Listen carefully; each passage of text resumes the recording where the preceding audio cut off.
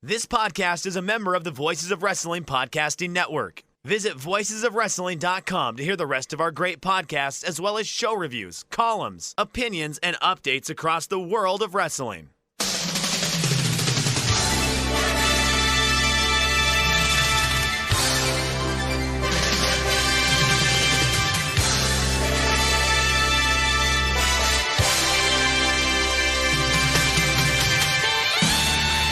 Hello everybody and welcome to the Super J-Cast. I'm Joel Abraham, joined by Damon McDonald.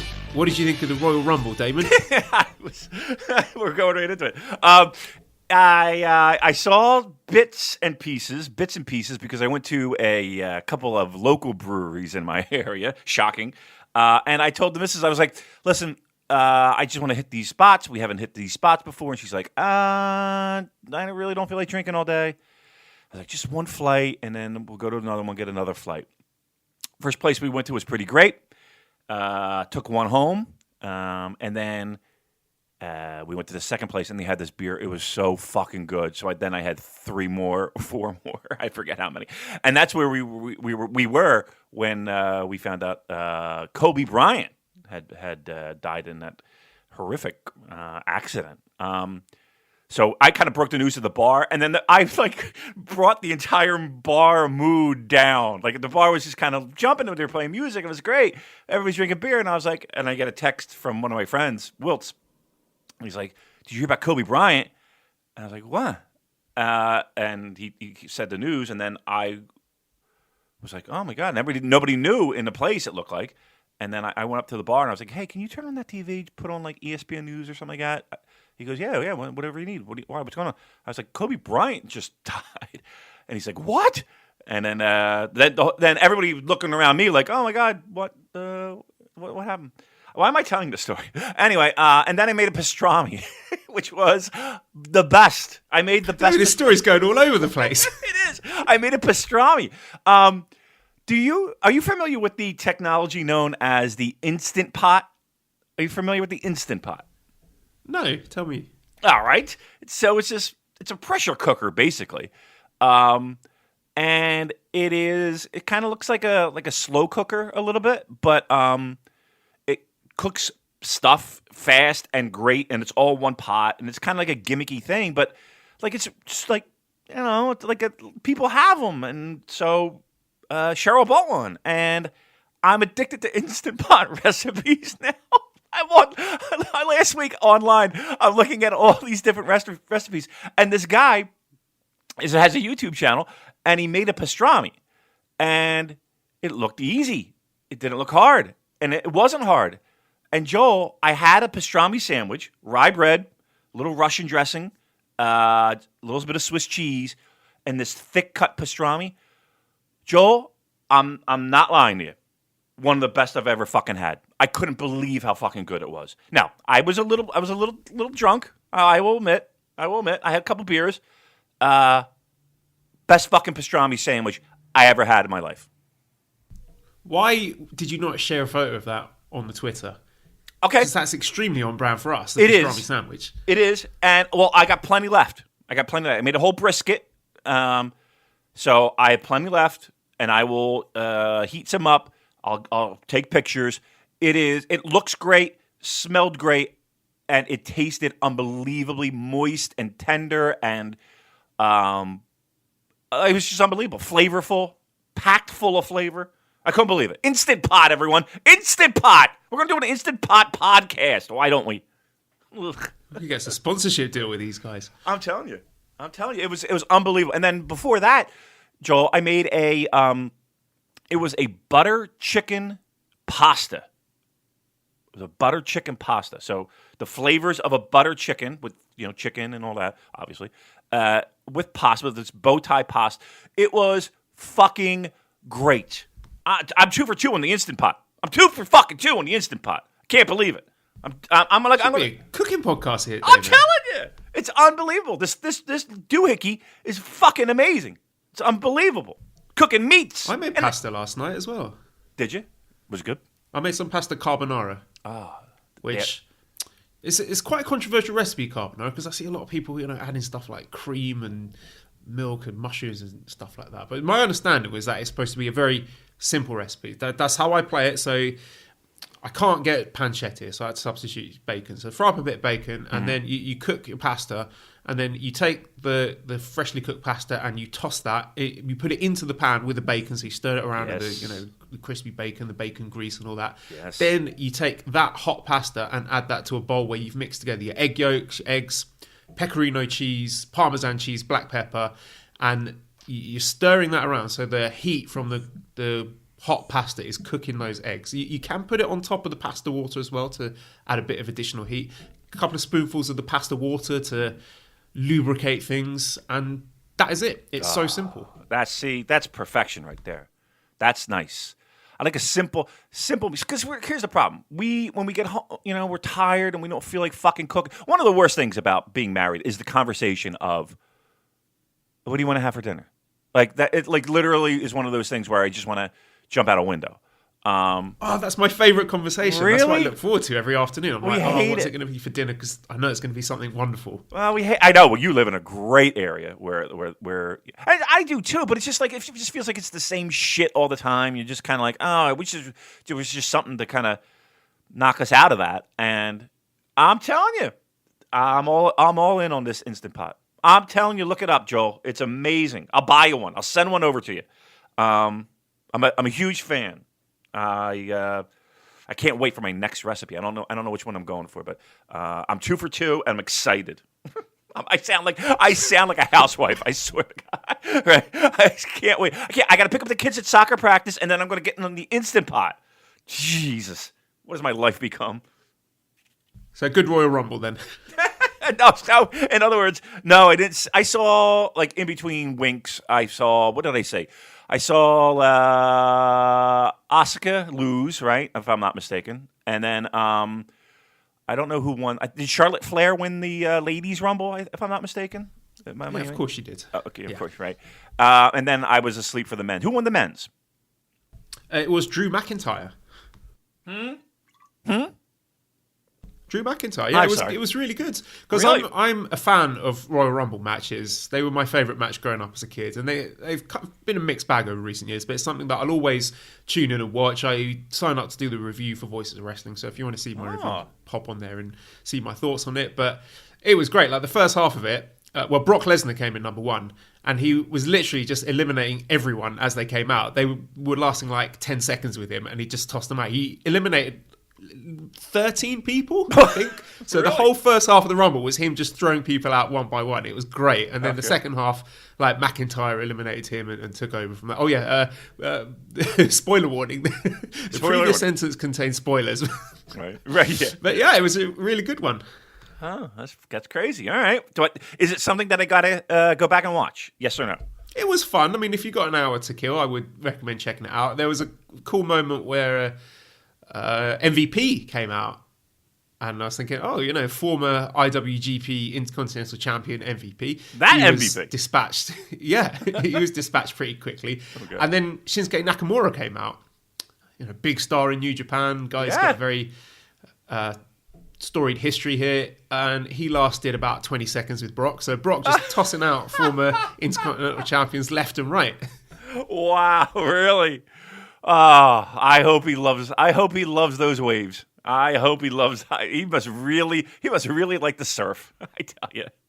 Hey, what did you say? 12 seconds? That's hilarious. Let me check exactly. Oh yeah, I can't really argue with that. Here we go. Let's see.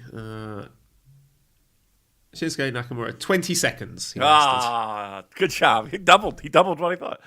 Great job. Well, I don't know if he gets paid by the second, but presumably he's quite happy with that. When they say, right, Shinsuke, you're in the Royal Rumble tonight. It's like, oh yeah, how long am I working? 20 seconds. I bet he was like, great. Right. Straight back down the beach afterwards. I mean, right. Seriously, I wouldn't even get changed. Like, why even put on your gear at that point? I would just have like a suit on or a nice short pair of slacks. Just hit the ring and hit right out, get in an Uber and off to Carbonara land you go. It'd be great. Oh, fuck. Oh, well. Speaking of Intercontinental Champions, Tetsuya Naito has been in the news with his new range of underpants. Yes. Which apparently sold out in about 2 hours. They were good. We're very on brand for the Super J-Cast, isn't it? I feel like we've missed a trick there with some sort of co-promotion. The pants down, Manscaped. There's definitely an angle there somewhere. Yeah. Here's the thing. The idea of them, I mean, it kind of makes sense, right? I mean, I know there have been other companies that did similar stuff like that. Like I remember, I don't know, a couple years ago, they were like Randy Savage ones, and you could buy like Ric Flair ones and shit like that. But like to get them as close. You know what I buy, David? Sorry to interrupt. Yeah. Rick Rude ones. Oh, yeah. The ones with, you have a picture of my With wife's his face face on on it. Wait, it's Cheryl. What are you doing? That's terrible, Joel. Yeah, Rick Rude's was that would be a good one. But yeah, I like the fact that they're like as close to accurate as possible when it comes to I don't know. It's just something. Look, underwear can be pretty fucking boring, right? I mean, get a little pizzazz in there. Imagine taking down those pants and, she takes a look and it's, fucking. That's what I wanted to ask you. Do you think that in any situation that's going to be a deal breaker? You pull the trousers down, or the pants, as you would say in North America, and your partner gets maybe you're out on a first date, the partner gets a glimpse. And this is not a lead-in from Manscaped ad read, by the way. We're not doing one this week. I know this is where you feel like it's going, but I'll just head you off at the pass. This is not. But they get a little glimpse of that. They see the Naito knickers and think, yes, I want some of that. I'm staying here tonight. I'm staying here. I don't know. Here's the thing. I don't think it's as bad as, I'd rather, look, I think priority one is cleanliness, right? Let's make sure that you're not on fucking day 4 with the same pair, right? Cleanliness is the first thing. But I don't think, as long as it's not like fucking Scooby-Doo or some shit like that, I don't think a chick really would care. Do you think a girl would care? Or a guy, for that matter? Would anybody care? I think it'd be cool. I really do. I think it would be, because here's the thing, what's the percentage of people that are going to be like, you're wearing Naito trunk? You know what I mean? They're not even going to know what it is, right? It just might be like, the cool design. Okay. The guy really goes all out in his underwear choices. I don't know. I'm going to go a plus. I think it would be a plus. I think at the very least, like you could, even if you're like somewhat embarrassed and be like, it's a pro wrestling. I wouldn't say it was a pro wrestling thing. I would just be like, it's a brand, whatever. And be like, that fucking guy goes the extra mile with his underwire. So yeah, I would say plus. I'm going plus. I was just thinking on the opposite ends. Like, what do you think? There's any characters that could be featured on underpants where your partner would take a look at it and cartoons. I made a mistake here and make an excuse. oh, sorry, my phone's. I've got to go. Sorry, something's come up. Yeah. Like if you have like fucking SpongeBob underwear, you might be fucking that might be one where they're bailing out. I would say any type of cartoon character would be a minus. I would probably even say, I don't even know. All right, let's do this. Do you know what is on my underpants right now? What do you got? I'm wearing Teenage Mutant Ninja Turtles underpants. Yeah. I'm going. You have a wife? No, I'm not doing any type of cartoon character on my. No, actually, mine are just solid blue with a yellow waistband. I have the boxer brief. Literally talking pants here. I love it. Yeah. No, I don't. I'm trying to think. I don't think I have any. I'm pretty basic when it comes to that. I don't have a lot of. I just have colors. I don't have any patterns or any shit like that. It's certainly no cartoon character. Teenage Mutant Ninja Turtles. Wow. Can I ask you a personal question? I don't think I. Can I ask you a personal question that maybe a handful of people would hear? Listen. Do you ever have sexy time in your Teenage Mutant Ninja Turtle boxers briefs? I don't think I've ever had sexy time through the boxers or briefs. Okay, because it's just going to get dirty, isn't it? Well, I mean, but what? So you only have sex when you are straight out of the shower? No, but if I'm going to have sex, I will take the underpants off first. Right. But what I'm saying is that, so they've been on, and then sex has happened. Is my question, right? Probably. I mean, I am married, so the instances few and far between these days. So I'd have to Count them on one check hand. the calendar, Damon. Why is that? the Why is that Excel always a spreadsheet. thing? That is always a thing, isn't it? Like that whole idea of you're married and then you don't have sex anymore. I don't think that's necessarily accurate. The problem is that you do get tired. I don't know. You know, you just like all day. I don't know. So why am I talking about? Who cares? You're getting laid with fucking Teenage Mutant Ninja Turtle underwear on. That's all that matters. That's all the people care about. Is that visual? It'd be great, man. We're going strong. Another 20 Thanks minutes very much for of listening. solid We'll content. see you next week. We're opening these shows. All right. This is why I'm begging for New Japan to finally fucking put on some shows. Please. I'm begging you. You're getting 20 minutes of nonsense. Put on a show or two so we can fucking talk about that, please. Yeah, because my plan for this week was just going to read the results from the New Beginning USA shows and try and visualize what those matches might have looked like and discuss what we might have thought of these hypothetical matches in our heads. Right.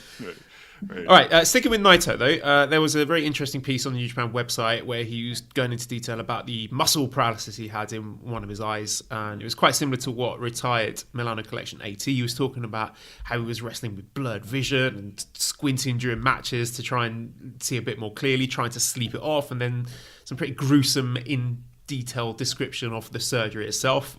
That was pretty shocking, wasn't it? Just, well, one, the amount of detail he went into, and two, the fact that he had been wrestling with such serious eye problems. Yeah, I mean, I've talked to some pro grapplers, and there had been times where it's like, I guess my question was, how do you remember shit, to do shit and when to do shit? And, I mean, a lot of it is you just feel, it's almost more of a sense of feel as opposed to anything else while they're doing what they're doing in the ring. So I'm assuming that he's relying on that to a certain degree, but even that, I mean, I can't imagine wrestling with two eyes, let alone, at best he had 1.5 and 1.25, and it's got to fuck up with your balance and just everything. I mean everything that you do. And he was working with it for quite a while, and I would imagine there had to be a decent amount of discomfort with it, right, Joel? But I mean, did he mention anything about the pain of it, or it was just a nuisance at that point? No, I think it was, from what I remember, it was just the fact that his vision was impaired. That's pretty amazing. It is, and for quite a while it happened. But again, the gruesome part was when he went into the detail of the needles going into the eye and the socket and because he didn't go under, did he? It was just like a local anesthesia, from what he was saying. Yeah. Oof. I'm Yeah. starting to lose my appetite for my dinner here. Mally's going to make pizza tonight, and that's slowly going down the toilet. Oh, yeah, I can't. I'm not big on eye stuff. Like, I have friends who got. Who is? Right. Apart from, unless you're an ophthalmologist, then Yeah. I think everyone's a bit squeamish about eyes, aren't they? Yeah, they're just. Have you ever seen the movie Zombie or Zombie 2? No, they do a lot of eye fucking shit. I'll skip the question. Go ahead. Okay.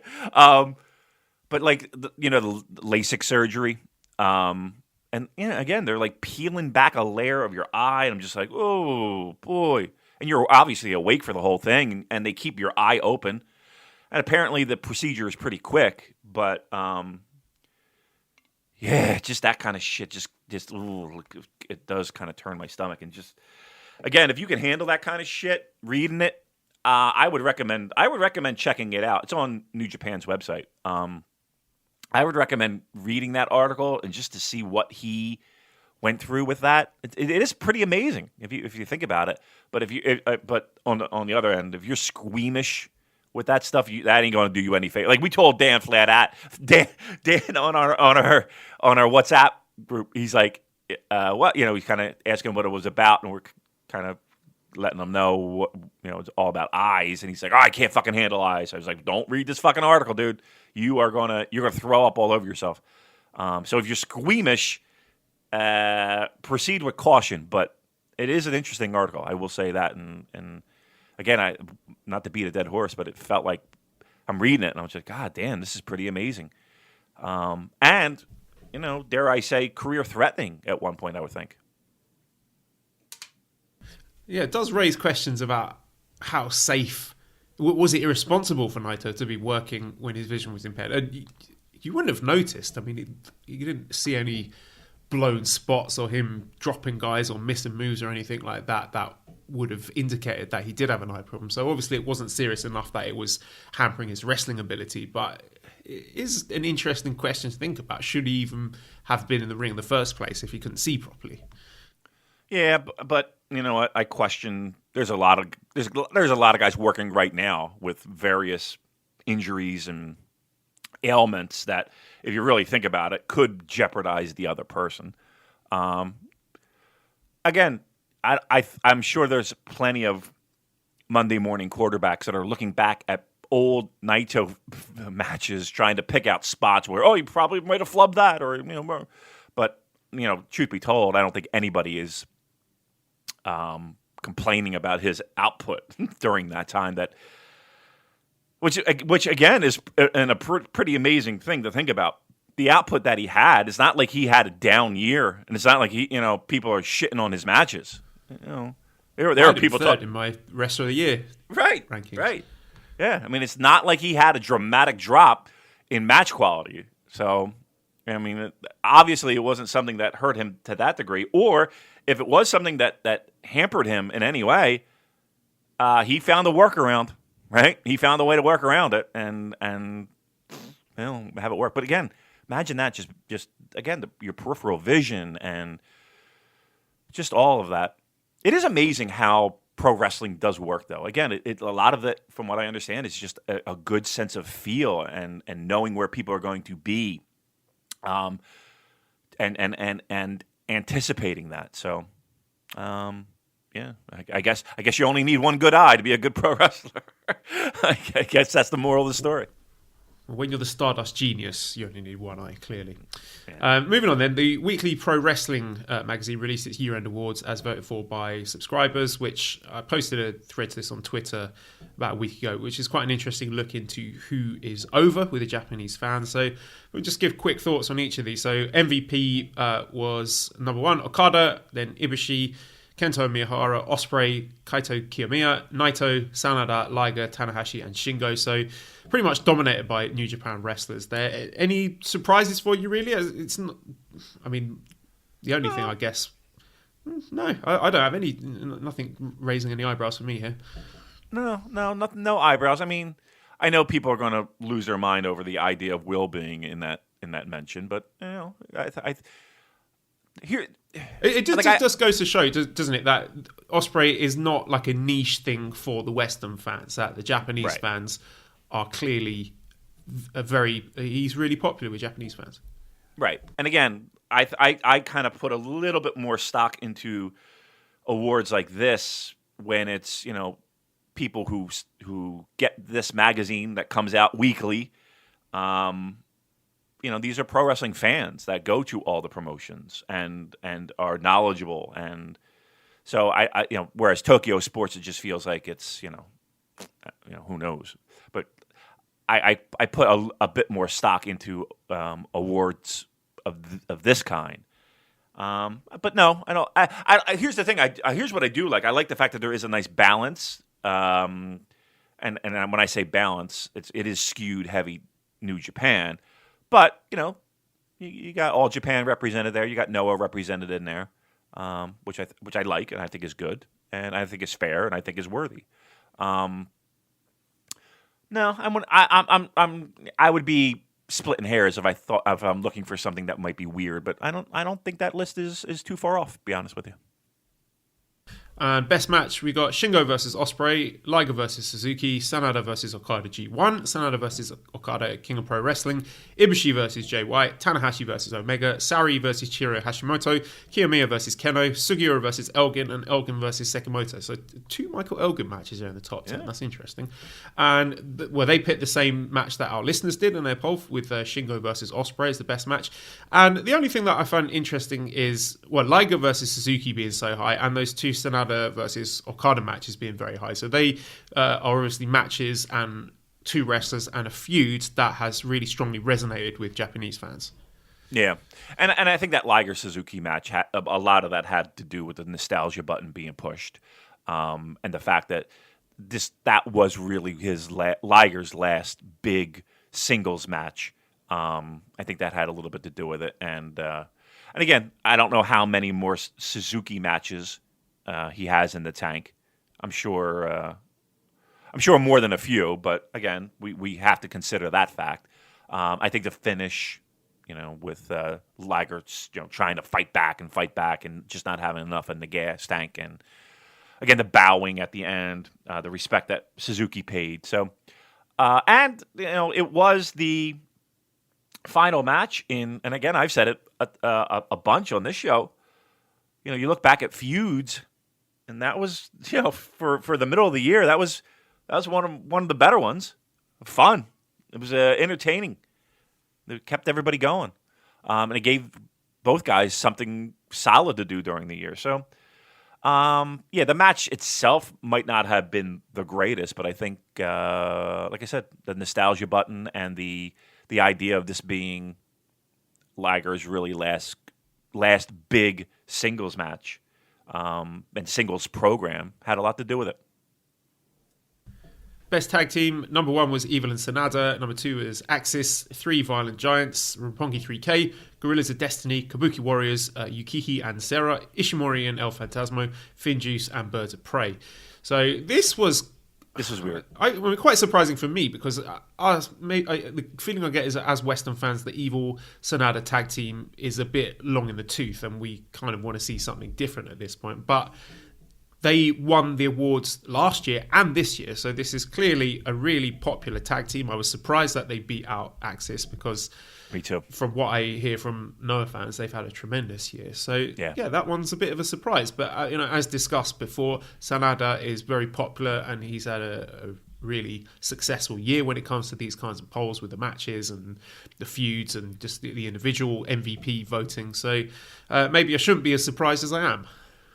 Yeah, trust me, that's one that stuck out to me of all of them, because I think I think most people would agree that watch the Noahs and the All Japans and the Big Japans is that by far they do tag team wrestling a ton better, right? There's a lot more emphasis. The matches are almost always better when put head to head with a New Japan tag match. That one felt a little bit more like the numbers. There might be more New Japan fans out there voting for New Japan people, as opposed to maybe people exposed to all the other promotions. I like the and it was very close as well. I should point out, Evil Sanada got 633 votes and Axis got 629, so it was pretty close. Yeah. Okay. Yeah, that's. I would have gone the other way. Yeah, I truth be told, if I had a vote in that, I probably would have gone the other way. But every vote counts. You can see, right? I'm sure there's people sitting at home being like, "Fuck, I didn't vote," and they like second place. I don't think they're saying that at all. But you get my point. But yeah, I would have gone another way and probably put Evil and Sanada third in that list. To be truthful, I probably would have put them third.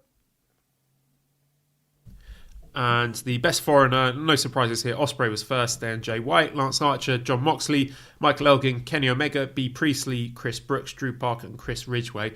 And I said at the time, it's worth pointing out that Ospreay got more votes than the other 9 wrestlers put together. So he is by far and away the most popular foreign wrestler in Japan at the moment. Yeah. I'm surprised Jay White didn't do a little bit better than that. But yeah, I think Will being somewhat of a babyface helps, and I put that in quotes, somewhat of a babyface. I would have thought Jay White would have done a little bit hot, but it would have been a little bit higher. But yeah, I don't think it's any surprise. Wait, seconds? I mean, how much higher can you go? Yeah, but okay. So what was the difference? What was the spread though? Ospreay got 2,273 votes, and Jay White got 981. Big distance, don't you think?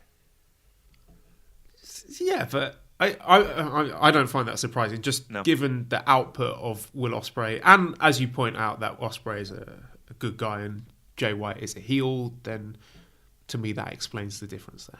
Yeah, I think so. I mean, I just look at where they are on the shows, and the amount and effort put into Jay White. I don't know. I just thought maybe that would help lower that distance that Will had built. But yeah, I think being a babyface helps, and Jay White being a nasty heel probably cost him a couple votes. But not that he's losing any sleep over that.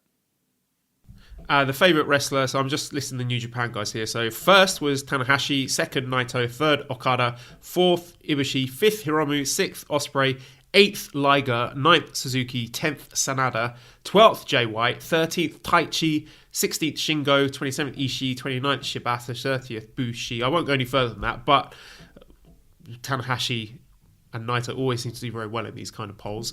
And let me just check. Last year, MVP was Hiroshi Tanahashi and favourite was Tetsuya Naito. So this time Tanahashi's taken the favourite wrestler poll.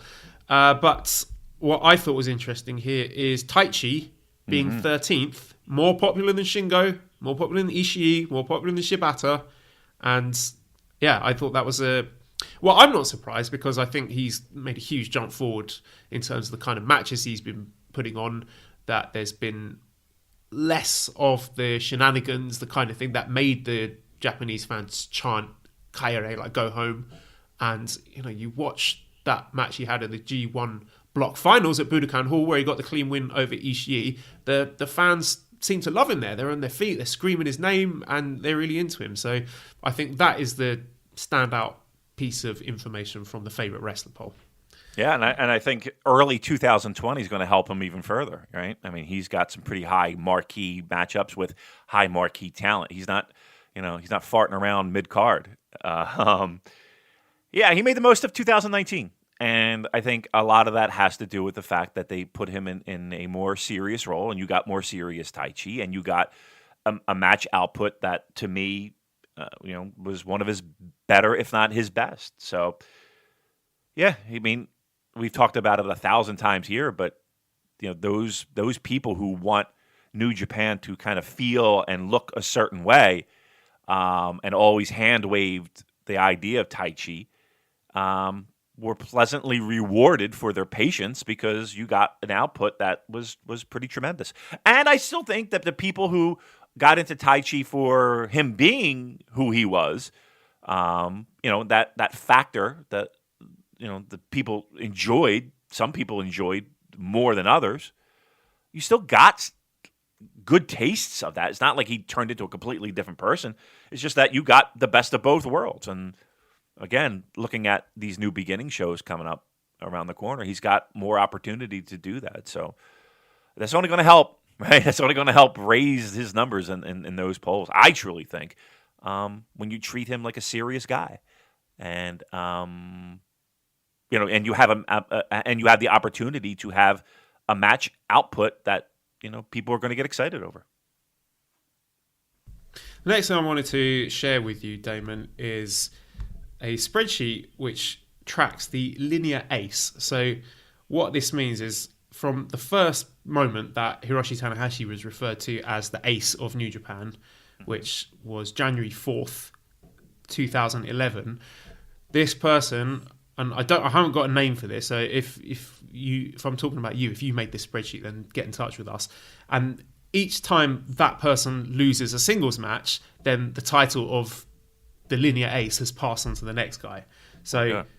I think this is really interesting just to see the kind of people that have been quote unquote linear ace over the years. So before you look at it, before I send it to you, who do you think the current linear ace might be based on those parameters? Yeah, I just want to make sure I understand correctly. So again, Tokyo Dome show, he was referred to as the Ace, and then so we're giving him this title of Ace, and then every match he's defending this Ace title.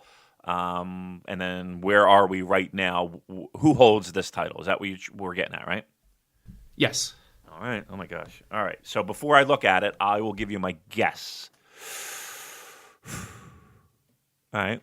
So Chris Jericho, right? Well, Chris Jericho. I mean, I'm going to say Chris Jericho. No, I'm going to give you 2 more guesses. Okay. Well, okay. So I see. Okay. So it's not necessarily right. He could have lost it, and then so I got it. Okay. All right. It's probably somebody ridiculous, like Yoshihashi or somebody. You're not wrong. Really? No, I'm on the right path. All right. Okay. Let me narrow it down for you further. Okay. So it went back and forth through loads of people over the last 9 years. Sure. As of January 4th last year, in that main event between Kenny and Tanahashi won the Linear Ace title back from Kenny Omega. Oh. So as of January 4th, 2019, Tanahashi was once again Linear Ace. So I wonder how good your memory is over the last 12 months, if you can track from Tanahashi having that title after Wrestle Kingdom, who it might be on now. All right. So his first title defense, he lost. We know that, right? That was Jay White. So Jay White would have been the champion, correct? Okay. Correct. All right. So then Jay White is the champion, and he loses to Okada at Madison Square Garden. So Okada was the champ, right? Correct. Oh, I'm right. All right. So then Okada, well, he didn't lose the title, but he lost. When would he lose? It's probably G1, right? He Correct. Who did he lose to in G1? Who the fuck did he lose to in G1? Sonata, because that led G1. Yep. Sonata, right? Because but that was the first one, right? So technically he would have lost that title, right? Correct. All right, so then Sonata was the champion. Correct. Oh, but then who the fuck does Sonata lose to in a singles match? Fuck. So I'll give you a clue. It was within the G1 that Sonata lost the title. So he won it on August the 3rd and then lost it on August the 10th to the current Linear Ace of really Japan Pro Wrestling. So this one person has held it since the summer. Yes. Fuck. Okay. All right. So Sonata. Oh God, who the fuck did you lose to?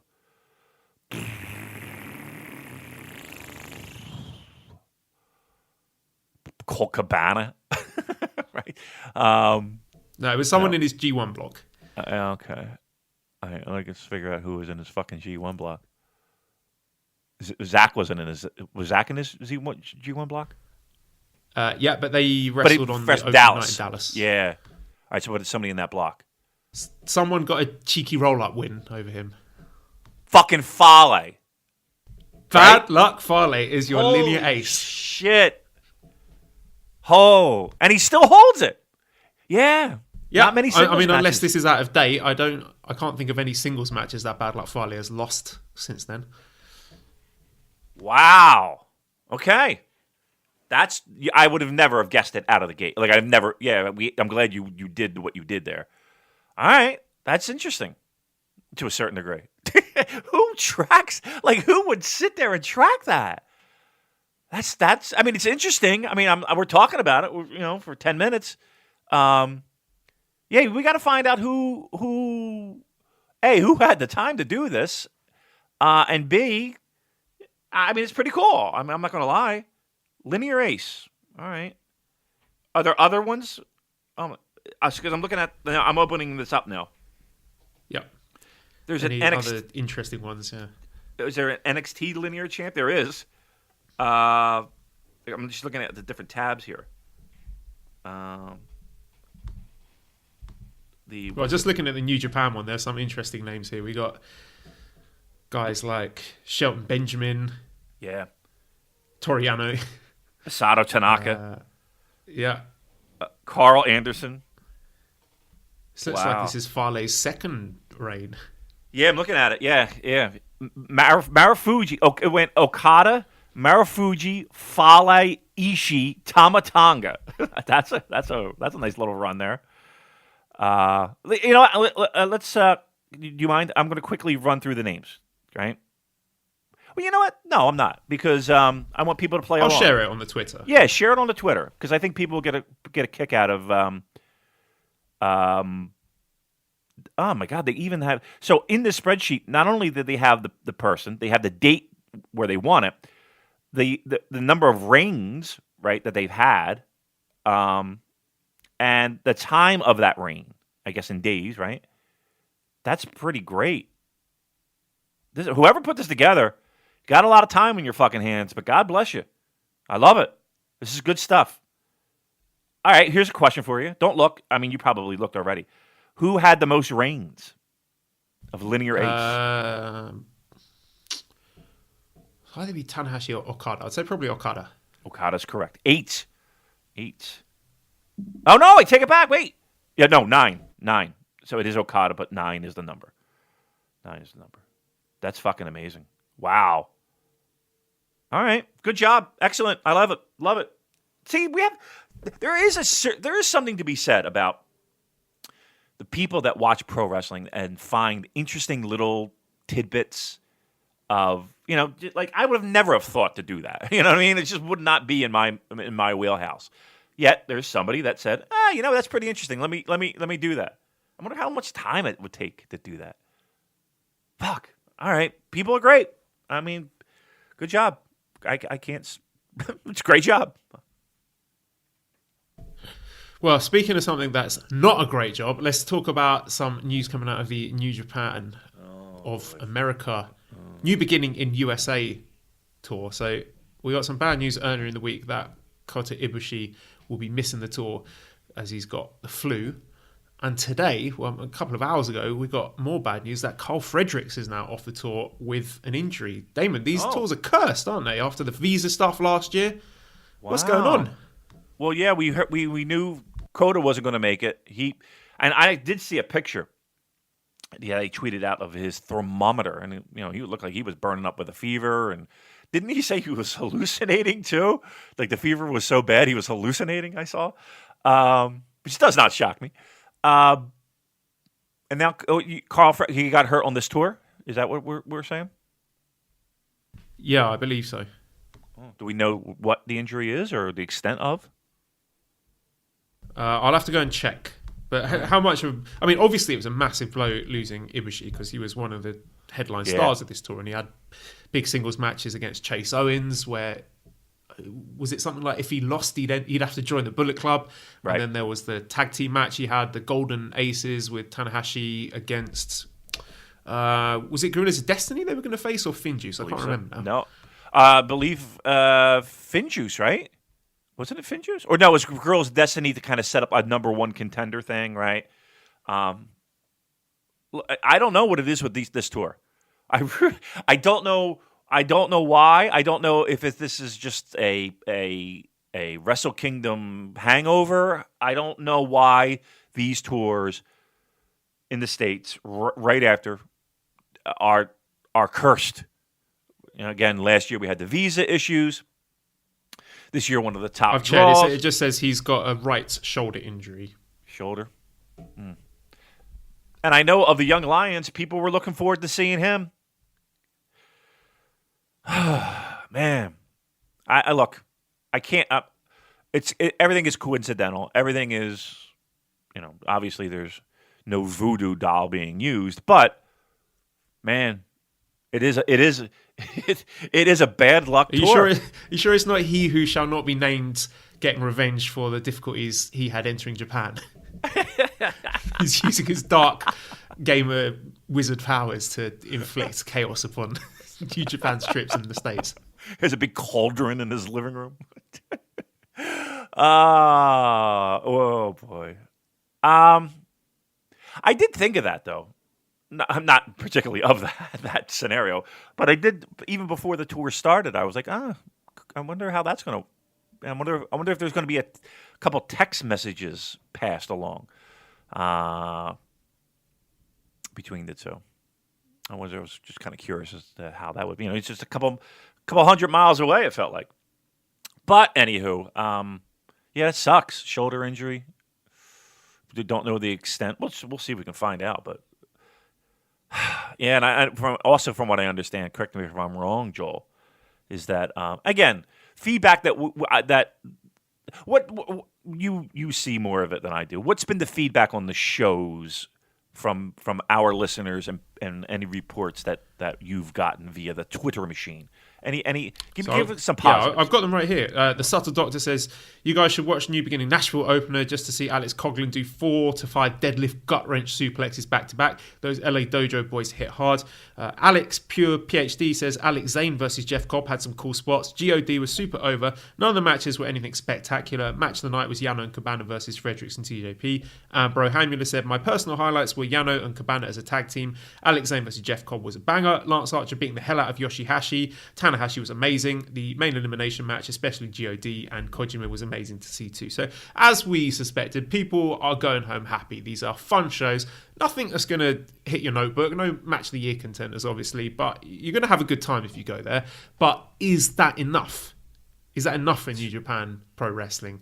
Because, I mean, just looking at ticket sales so far. So for the show that they did in Tampa, the attendance was 863. Oh. And I mean, that I think was seen as relatively good by the company. Okay. So Nashville, I don't have the numbers yet for Nashville, but from what we heard, Nashville, not great. Miami picked up a bit, but still low. Not brilliant, is it, Damon?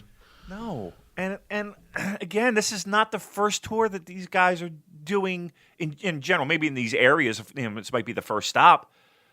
But it feels like we're saying the same song and dance over and over again when it comes to this shit. Oh, these are fun shows. We're 3 years in, for more than that, and we're still talking about 800 people. You know what I mean? Like, what's going on here? Like, is this acceptable? Is this? Look, here's what I'm going to say. This is what it is, because to me, there really hasn't felt like a strong effort on the U.S. side of promoting these shows. I'm sorry. It's just not, because you can't tell me that in 3 fucking years we haven't grown to the point where we're not talking about 800 people. 800 people is nothing to be excited about. I'm glad everybody had a good time. I'm sure they would. I knew they would. And I'm sure the shows, the talent working their asses off in front of 800 people. I'm sorry, but the expectation at this point, years in, that we would have been bigger. And I know on these tours that the idea is small building, and then a bigger building on one of these stops, right? Each time they do their little pocket, their little territory of the United States, it's going to be smaller building, bigger. But we should have been past this already. I don't understand why this company's getting a pass. Are they getting a pass? I'm not giving them a pass. I'm sorry, you're not getting a pass. Joe, how hard would it be to go full in, lean so hard into this territory idea?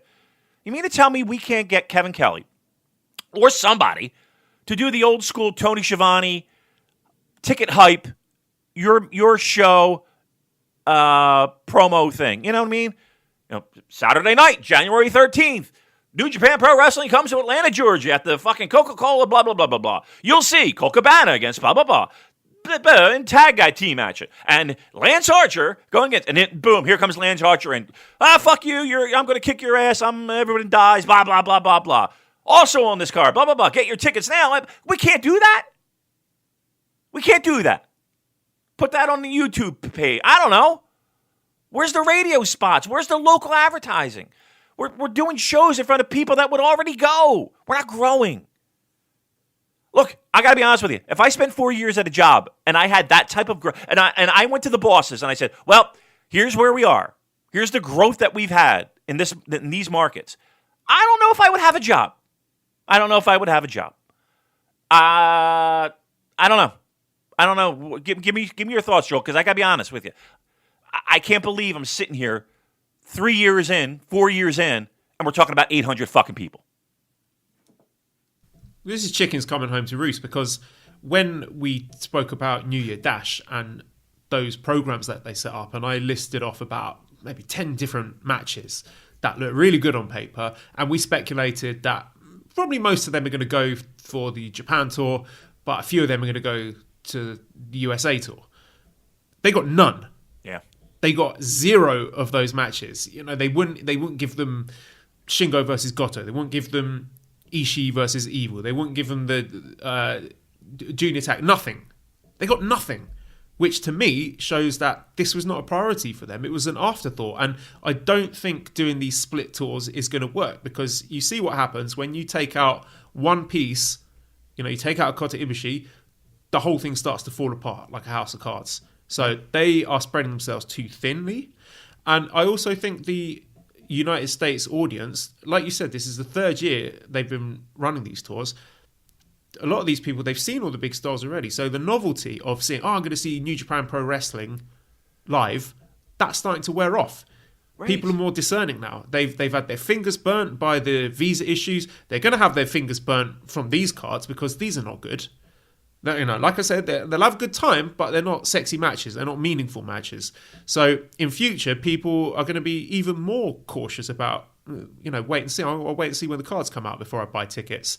And if people are making travel plans, that's going to hinder that even further. So I think if it just looks small time, doesn't it, Damon? That yes. You're getting 800 people into a small venue and thinking, yeah, that's all right. No, it's not. Come on. You got to aim higher than that. So I think they need to stop doing the split tours, and they need to start giving some, you know, I'm not saying they've got to have IWGP heavyweight title matches, but you've got to give them something. Some of these feuds that you're seeing building up, like for example, on a New Year Dash, you've got to give some of those to the Western fans as well. Don't give all of them to the Japanese tour, because to me, that just so says to the fans, we don't care about this tour. So if they don't care, why should the fans? Right. The novelty of New Japan Pro Wrestling coming to the United States, that's long gone. Like, they can't just rest on their laurels of New Japan Pro Wrestling coming to town. Because truth be told, you're going to sit in front of the same people. You're going to have to run shows in front of the same people over and over again. Look, aside, I mean, not to toot our own horn, but aside from us and like podcasts like us, Keeping It Strong Style, or whomever, right? Like, we're the ones talking about these shows. You know, Kevin Kelly, goes rogue and promotes the shows on those broadcasts as best as he can, and social media team is doing but like, that's already audience that's already tuned in. Like, the minute they hear those are people buying tickets day one. Look, we don't have a TV. We don't have.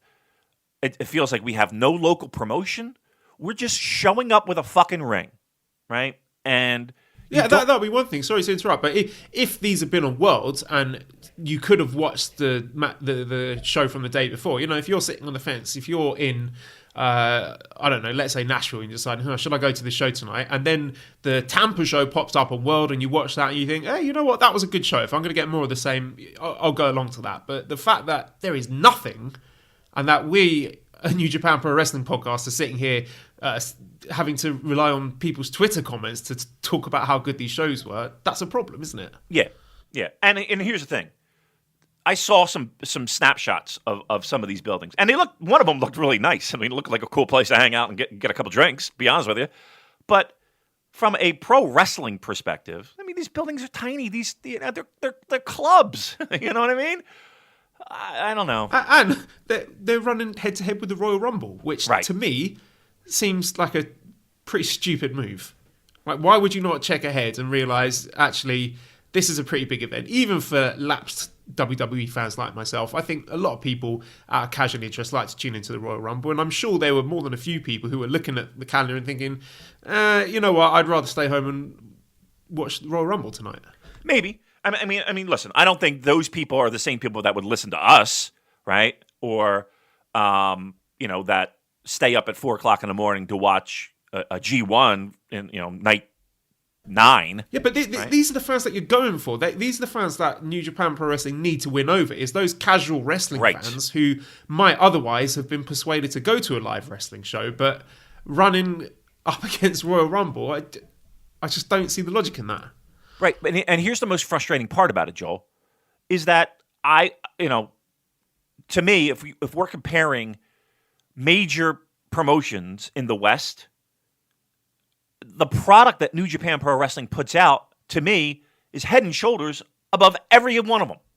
Like, I truly and honestly feel that if you do go to an important New Japan Pro Wrestling show, and even to a certain degree, these throwaway shows, that if you go, you're going to see that and experience that, and I think that can hook people in. I really do.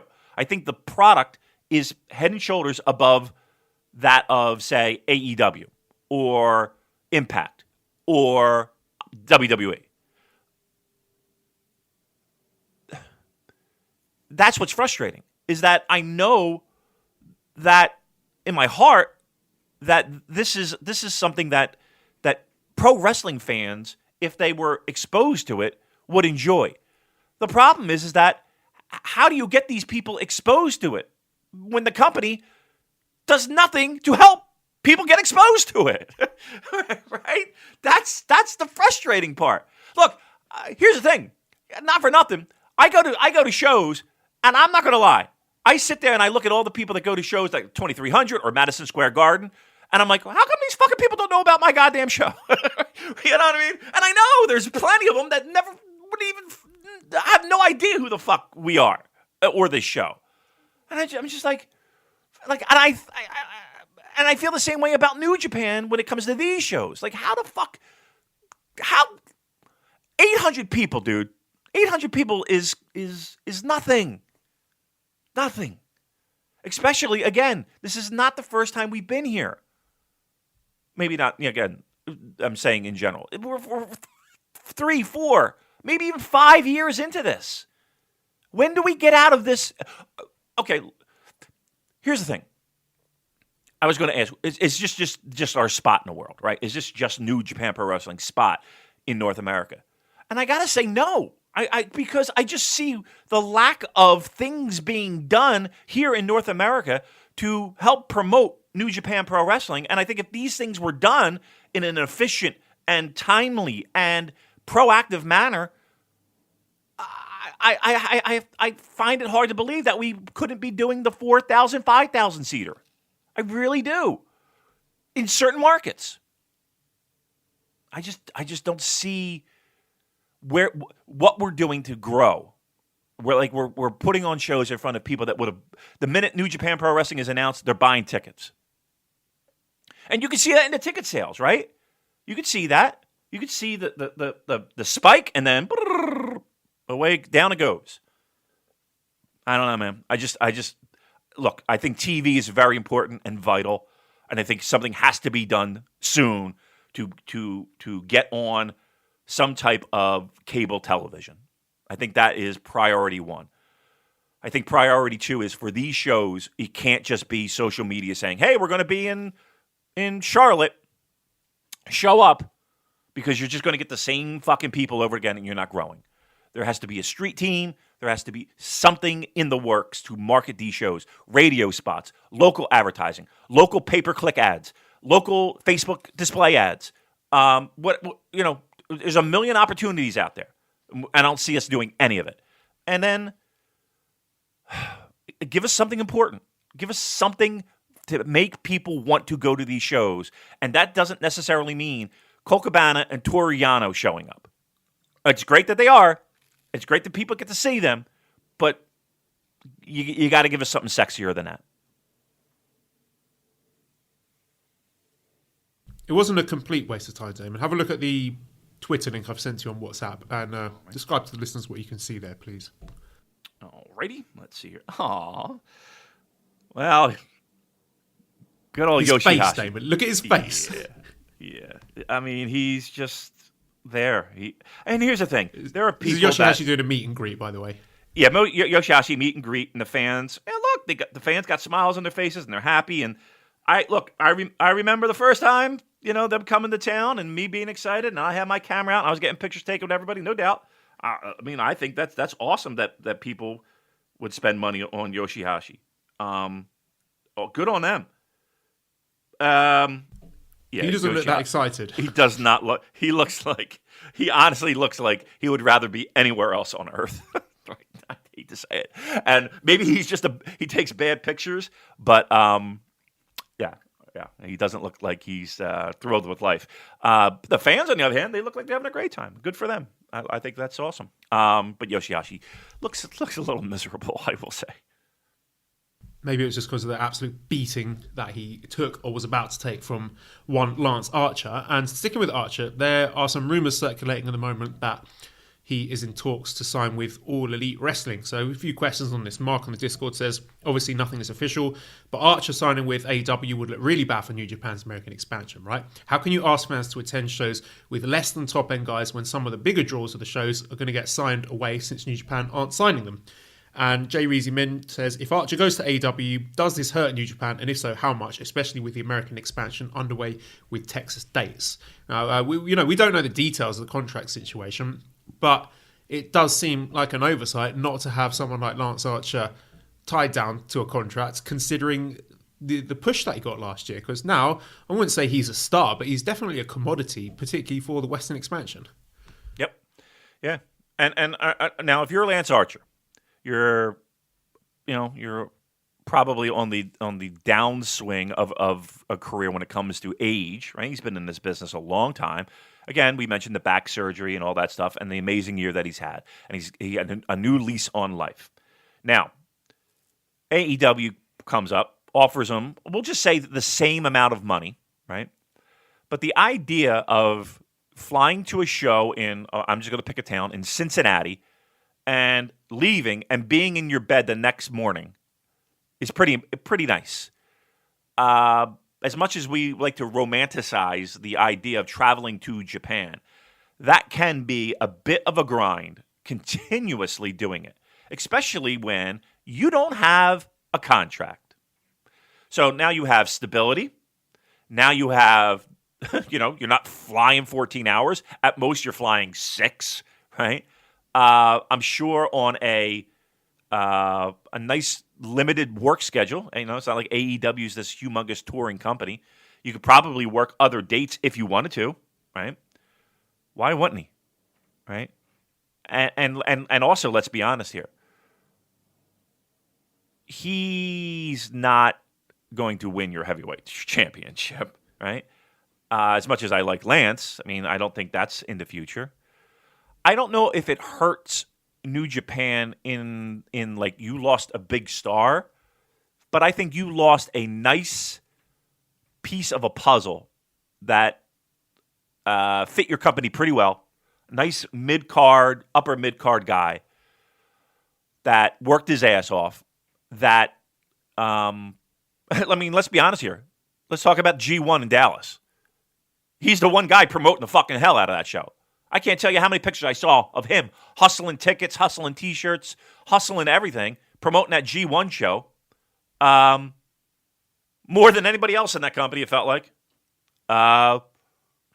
Look, I don't think it's a big impact gate-wise, and I don't think Lance Archer is this massive ticket mover other than the ones that he's selling.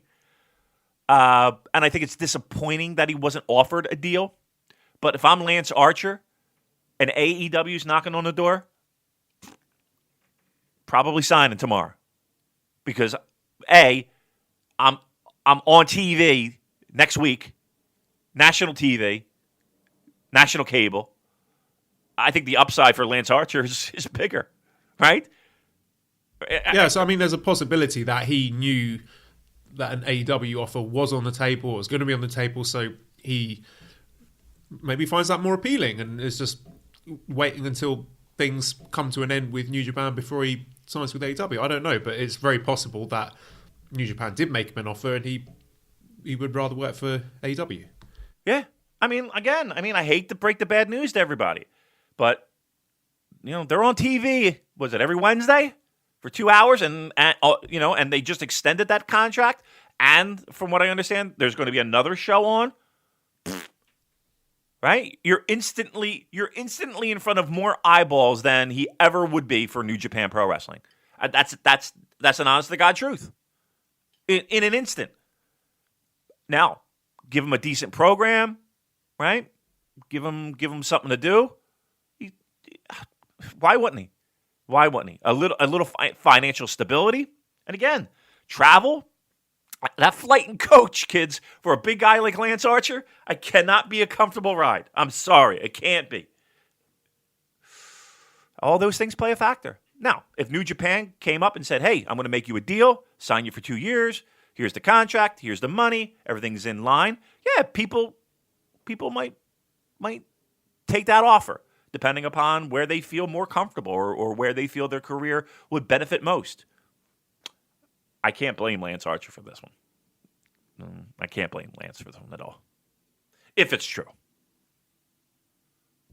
I just think it would be a bad look for New Japan to lose a guy like that they've invested quite a lot in. I mean, look, how many bad looks have they had? They've had so many bad, was AJ a bad look? Was Shinsuke a bad look? Was Kenny a bad look? Were the Bucks a bad look? Was Cody a bad look? Yeah. Yeah, that's a good point. I can't. The past 5 years have been nothing but bad looks when it comes to that kind of shit. They've had a couple of they've. All right, if we're doing the math, how many good looks have they? Kenta was a good look, right? That's an exciting look. Moxley. Who else?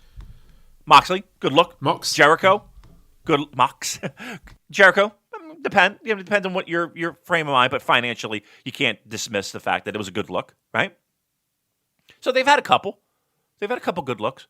Is it a good look? I don't think Lance Archer is that much of a needle mover. To be honest, I don't think that much of a needle mover. I think I don't think people seeing Lance Archer, like a person who wasn't going to go to New Japan Pro Wrestling show, and somebody said, well, Lance Archer is going to be there.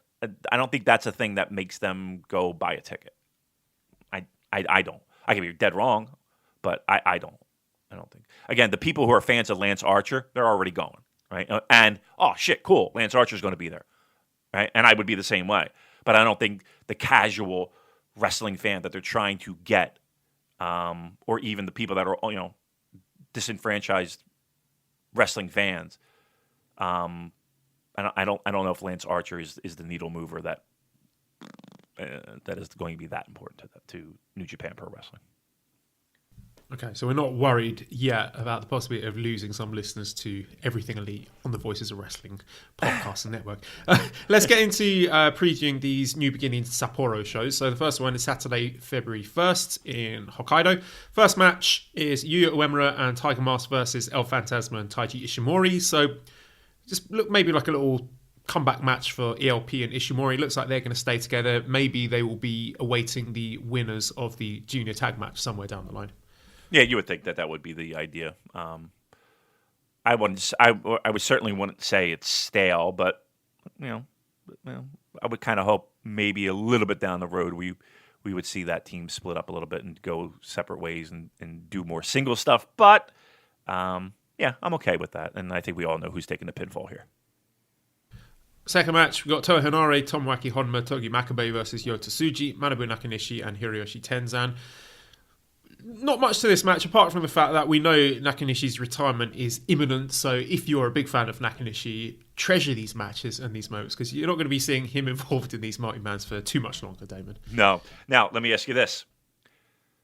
Of all the people that are in that match, you would think Henare would be probably one of the people that might be taking a pinfall.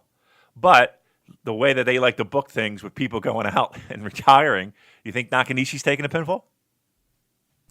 I think Hinari gets the winning pinfall on that match over Yota Tsuji. Because it seems like Hinari's he got the win at Wrestle Kingdom. Right. It just seems like there's a bit of momentum building up there. I hope so. Guy, again, I don't like to say deserves anything. Nobody deserves anything, but I like to see the guy do well. I know a lot of people are rooting for him. So let's see him get a pinfall win and hopefully go on to bigger and brighter things. Now we've got Taguchi, Shoyo, and Ospreay against Doki, Kanemaru, El Desperado, and Zack Sabre Jr. So Ooh, that's pretty good. maybe a little tune-up match. I guess looking at those guys, Ospreay maybe getting the pinfall to heat himself up for the British Heavyweight Championship match in the following show. That will be my prediction there. Maybe he pins Doki or Kanemaru or someone. Yeah, I think Doki would be your guy to take the fall. And I'm sure we'll have people staring at each other in the middle of the ring, pointing, shoving belts in people's faces and stuff like that. So, yeah, I'm sure it's a heat-up match. But on paper, that sounds pretty good, actually. That match, It'll be fun when it's in that sweet spot. Yeah. That third match, multi-man, a lot of talent. Yeah, I think that might be a pretty good match.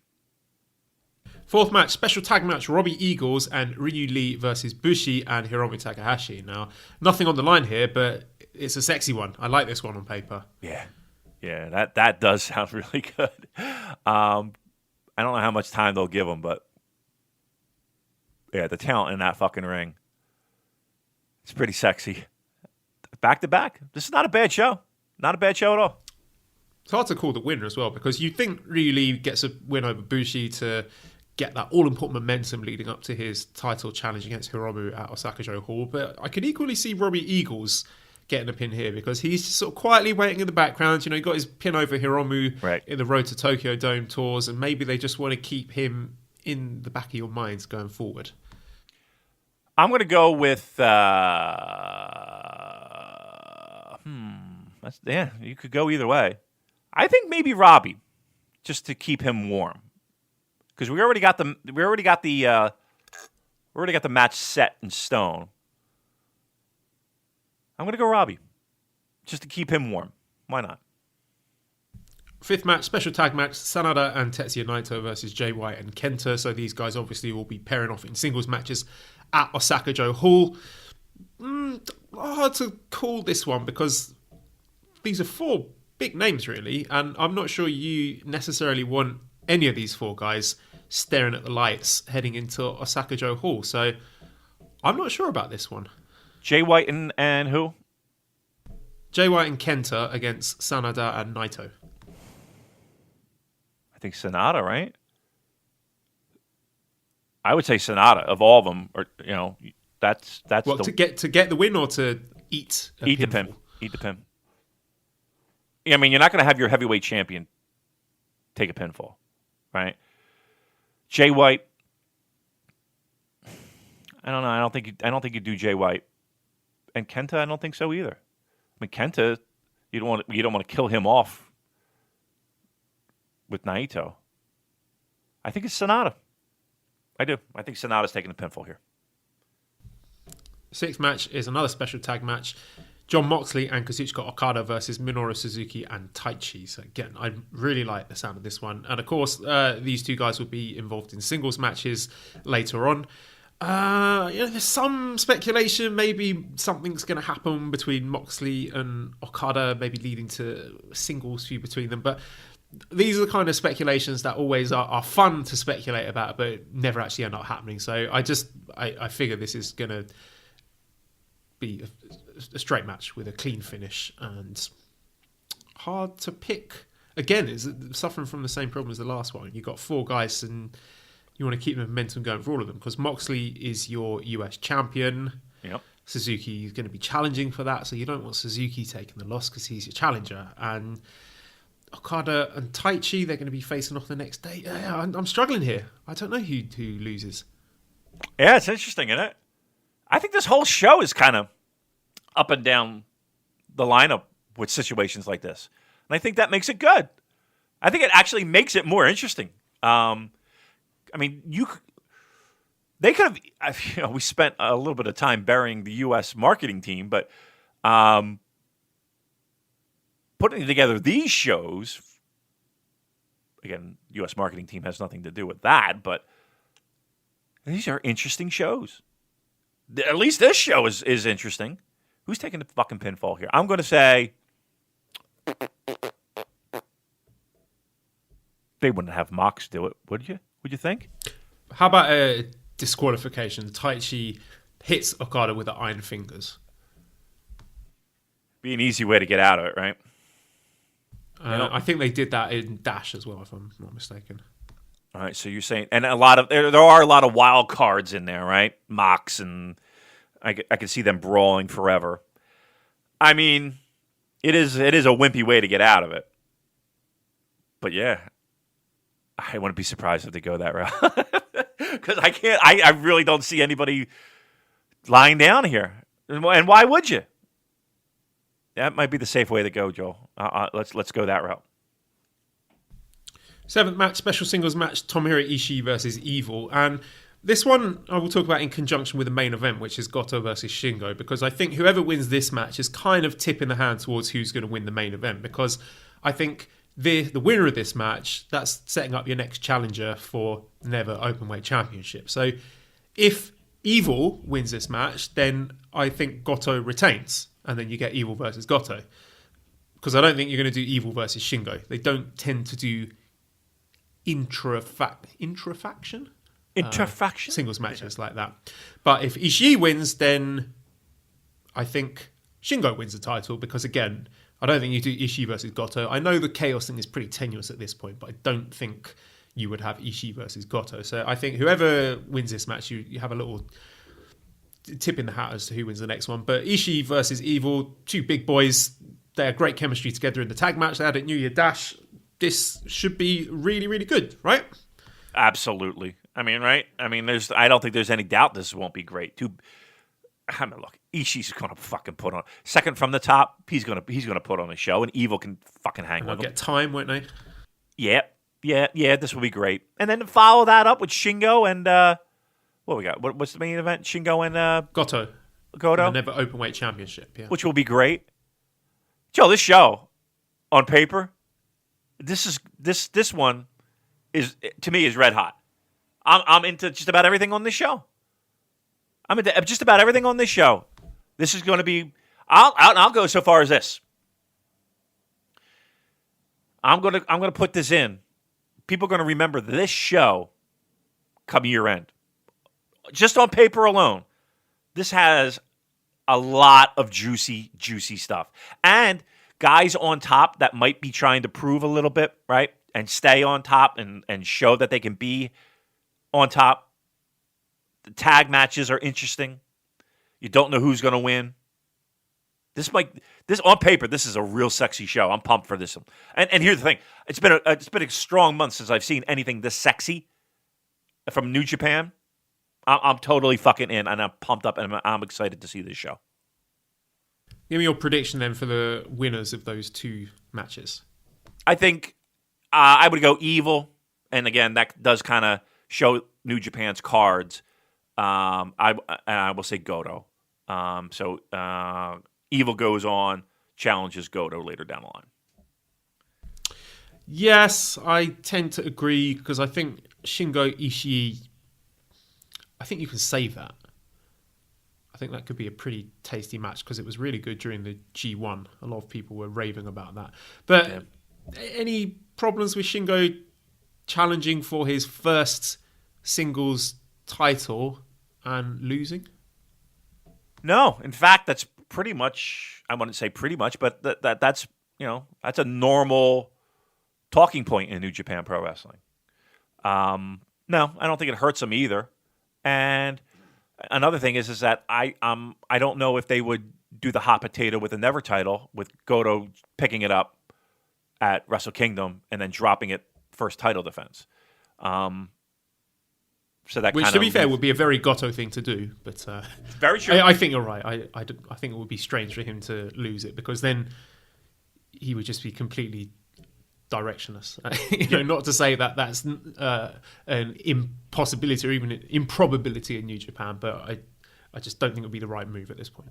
Right, me neither. And again, I think he's not a spring chicken, mind you, but I still think that there's plenty more room to grow with Shingo. So, and it's not going to hurt him in any way. So, Yeah, that's the way I would go. Now, would it completely shock me if they went completely the different way? I don't know if shock is the word, but I'd be surprised if they did. But it would be great, right? To have Shingo Ishii, I'd fucking be thrilled with that one. I'd pants fucking down on that. But my logical brain is saying Goto and Evil. The next show, New Beginning in Sapporo Night 2, Sunday, February 2nd in Hokkaido. First match, Toa Hinare versus Yota Tsuji. I think that's obviously going to be another win for Hinare. Yep. Match 2, we got Yu Uemura. Yeah, no more needs to be said. Yu Uemura, Tomoaki Honma. Oh, I think that's a good match, Hinare versus Tsuji. Two big, beefy boys. That could be a never open-weight title match somewhere down the line in the future. So, yeah, that one will be good.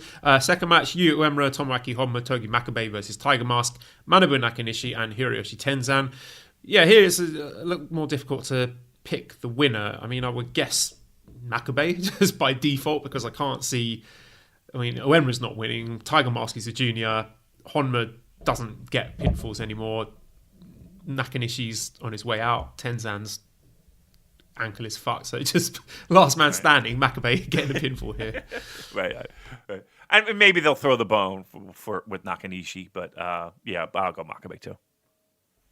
Third match is an interesting one. El Phantasmo versus Gabriel Kidd. So we're going to get our first look at Gabriel Kidd, someone who we hyped up last week, who we've seen interesting stuff from so far. We're going to see him in singles action. Are you a bit surprised? I mean, this is quite relatively high profile first match for someone who's a relative unknown as Gabriel Kidd to have a big singles match against El Phantasmo. Yeah. I mean, he's going to lose, obviously, but it's an interesting choice. Yeah, he's there to show the effort, right?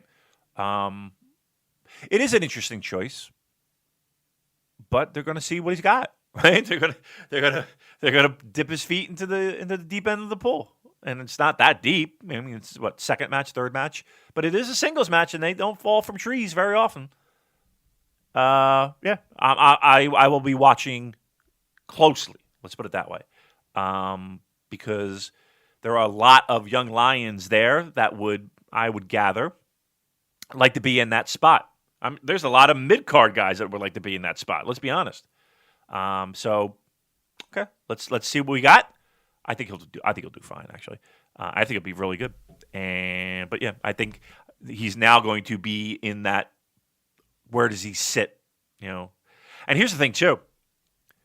Depending upon how severe that shoulder injury is, I mean, people are moving up and down the Young Lions rankings quickly.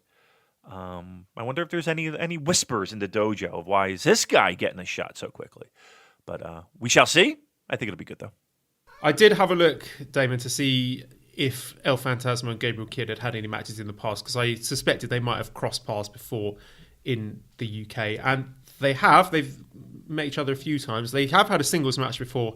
This was in February 2018, the Relentless Division title, where Gabriel Kidd defeated El Phantasmo at Kamikaze Pro Underground 4 at the Empire in Coventry. So there you go. They have wrestled before, so they know each other. So I've got very high expectations for this match now, especially as it's cost us about 10 minutes because I accidentally stopped my recording halfway through. So moving on to the fourth match then. We have Robbie Eagles, Tomohiro Ishii and Hiroki Goto versus Bushi, Evil and Shingo. This is a non-title match and the same six men will be meeting with the titles on the line on Thursday, February 6th at a Road to the New Beginning show in Korakuen Hall. So this is like the preview match for that. But, on paper, these are six really, really good wrestlers. So even though this is the non-title one, I think there'll be plenty for you to get your teeth into. And I would expect the Chaos team to pick up the win here to create a bit of intrigue going into the title match because that just seems like the pro wrestling booking thing to do, isn't it? Right. I mean, why have the team that you're going to have a few nights later challenging again lose? That would make no sense. Why would you do that? So yeah, I would expect Chaos with the win. And on we go with the number 6-man titles. Good match. This should be fun. At least, look, at the very least, these titles have instantly become a lot more to sink your teeth into. a lot more interesting. So these two matches will be very good. This one to start, and like I said, Chaos should pick up the win here. Fifth match, we have special 8-man tag match with the Blood on the Dance Floor team of Ryusuke Taguchi, Shoyo, and John Moxley against Doki, Kanemaru, Desperado, and Suzuki. So let's just take a minute to appreciate how weird that first team is of Taguchi, Roppongi 3K, and Moxley. And what the hell is going to happen in that? I don't know. Probably lots of Moxley and Suzuki brawling. And I'd say either maybe Shoyo and Yo are the champions. Yeah. Maybe Moxley getting a pin over Doki or Kanemaru or someone. Oh, maybe he's a champion as well. Yeah. I don't know. I think Doki's fucking taking a pinfall here, right? I mean, of any of the guys here, I know our Discord won't want to hear this, but Doki's the guy that is the most expendable in this match. So to me, it's a no-brainer. He's taking his shoulders will be lying down. Well, the thing, you have all the challengers on the Suzuki-gun side because you've got Kanemaru and Desperado who are challenging for the junior tag titles and Suzuki challenging for the US title. So right. Maybe I'm just sort of getting too far down this rabbit hole, but do you want your team of challengers losing this tag match? I mean, who the fuck cares? It's an 8-man tag match. I'm thinking, right. I'm overthinking it, Damon. Yeah, Doki's your guy. Doki's your out. So he'll take a fall and then you'll have probably a little brawling after the match. Couple belts shoved in people's faces and challenges and pointing and shit like that. But yeah, I think you're out as Doki. Sixth match, special 6-man tag match. We've got Hiromu, Sanada, Naito against Ishimori, Jay White, and Kenta. Again, this is a pretty sexy match on paper. Yeah. These shows, again, a lot of tags, but they're sexy. And there's some intrigue and there's some mystery involved with who might be taking a fall and who might not be. And I just burped on microphone. It was gross. I think Ishimori's there to take the pin in this one, maybe? That'd be weird, wouldn't it? Talking about a guy who didn't really take many pinfalls. What's that team looking like again? Give me the team. Hiromu, Sanada, Naito against Ishimori, Jay, and Kenta. Yeah, I mean, Ishimori's junior, one. Yeah, I would probably say that would be my guy who's looking at the lights. Or you want to get a bit cheeky, have Ishimori pinning Hiromu, setting up another future challenger for him. But there's a lot of variables here, a lot of unknowns, some reasonable doubt there. Seventh match, we have British Heavyweight Championship match. Will Ospreay challenging Zack Sabre Jr. I am tremendously excited about this one. They had a G1 match last year, which was really good. They've had previous matches in the past, which have been very good. This one is the co-main event. You think they're going to get a lot of time. They are going to be wanting to impress. I can't wait for this one. Yep, this will be great. I have no doubt about it. I would be shocked if it's not great. Yeah, two guys, marquee, bright spotlight. Yeah, British heavyweight title. But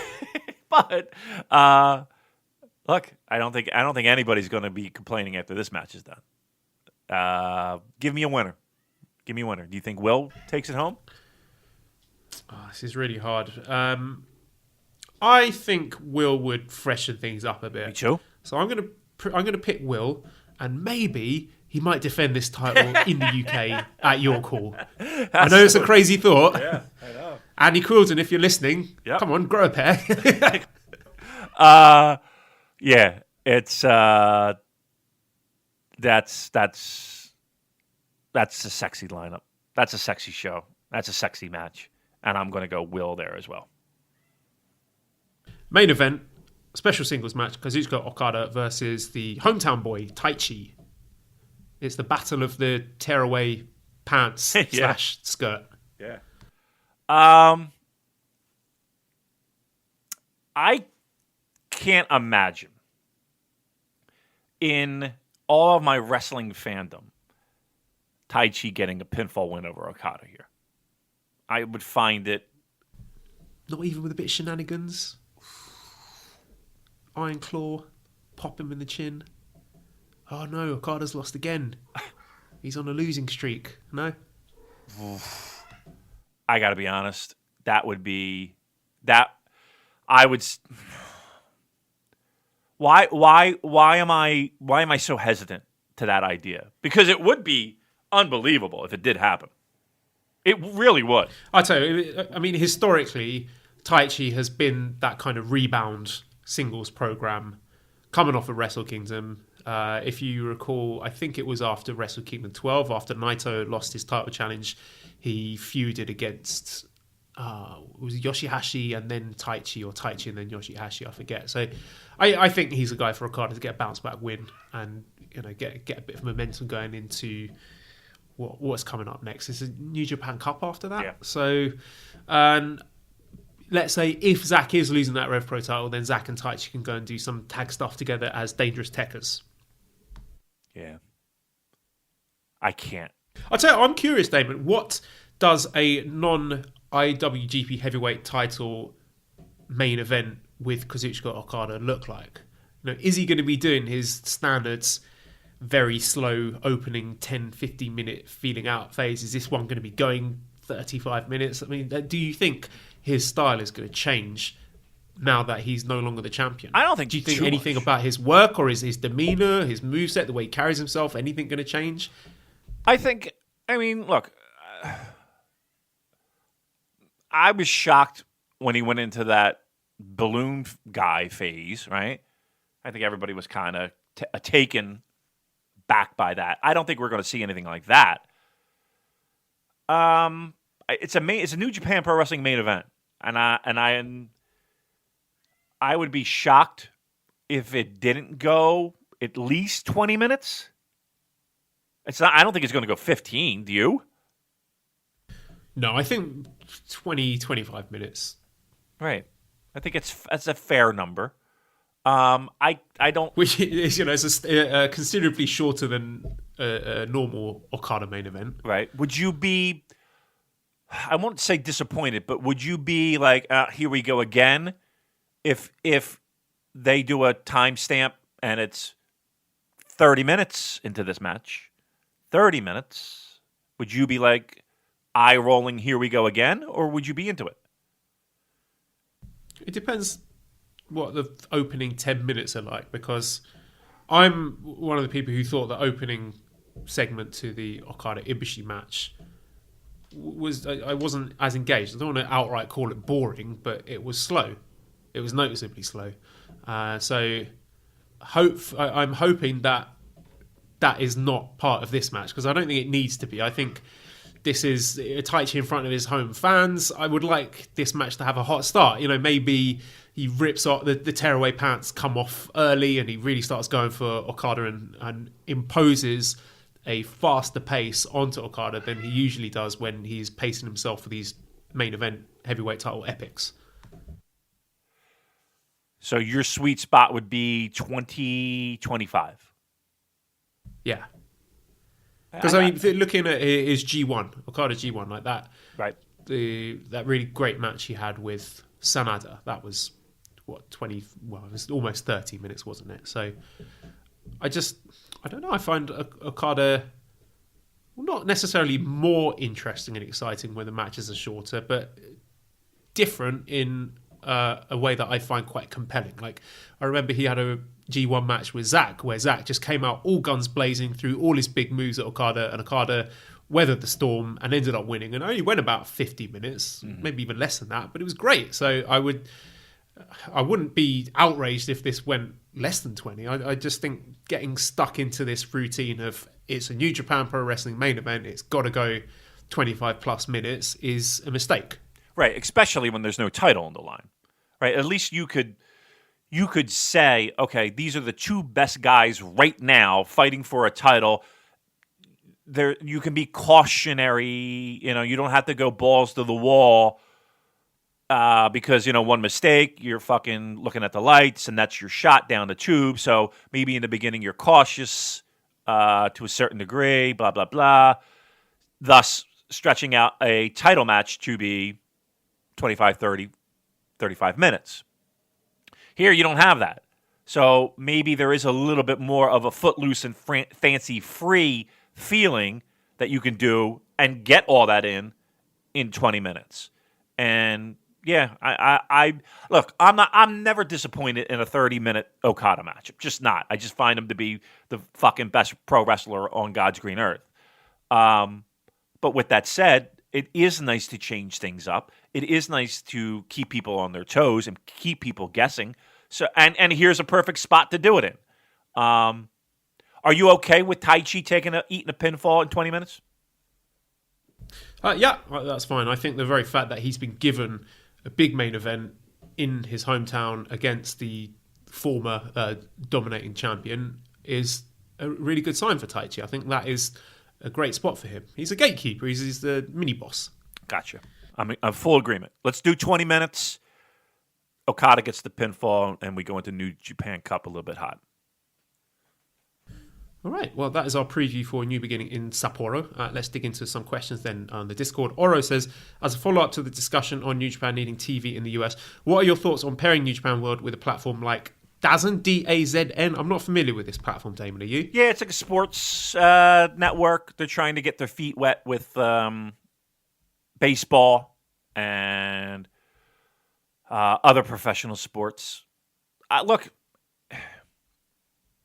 I think they right now they have nothing. So if that is an option, I would have zero problem with it. I mean, it's not a super well-known network. Let's be truthful. If you put a gun to my head right now and tell me to go find that on my television, I might struggle a little bit. But I think if people know where it is and where it starts and it's promoted well, we got nothing right now. So I would take just about anything just to have a TV presence. Aspear says, what is Gritty doing, Damon? Well, he's got himself a little bit of trouble. Apparently, there was Has Gritty been cancelled? Gritty. I'm surprised Gritty hasn't been canceled.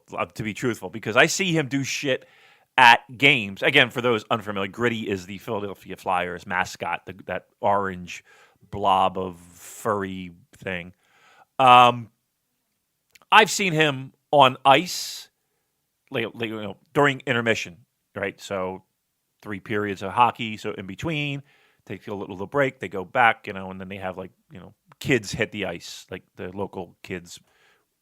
When I say kids, like 7, 8, 10. Gritty's out there, farting around with them, and Gritty will fucking check a kid. Kids flying into the boards and then on the ice. Look, I've said it before in the press box. I'll be like, if a fan did half the shit that this guy does as a mascot, he would be not only thrown out of the arena, he'd probably be put in jail. So there was a photo op apparently, and Gritty ran after the kid or something and hit him in the back of the head, and the kid fell down or some shit. So the dad's suing the Flyers and Gritty and everything. So I wouldn't be surprised if you see Gritty calm down his antics a little bit until the heat dies down. But so that's the story with Gritty. But yep, look, there's more people that know what the fuck Gritty is than any Flyers player. It's pretty amazing. And when he first came out, everybody was like, "What the fuck is this shit?" He's the most popular thing in Philadelphia right now. I mean, I'm being dead serious. It's probably the most popular sports thing in Philadelphia is this giant orange furry hunk of crap that terrorizes kids. Children. right, exactly. Terrorizes. I'm proud kids. to say Gunnosaurus has never struck a child in anger. That's true. All right. Again, hearsay, and it is under litigation, so we don't know the true facts. But yeah, like I said, he'd be on the ice. I don't want to get sued by Gritty's lawyers. Right. I don't want you. I'm imagining these big furry creatures in suits coming along. That would be hilarious. But yeah, I've seen him body take a hip check into a kid, and this kid went fucking in the air and landed on his back. Christ. I mean, legit, just stuck his hip out, and this kid, whoop!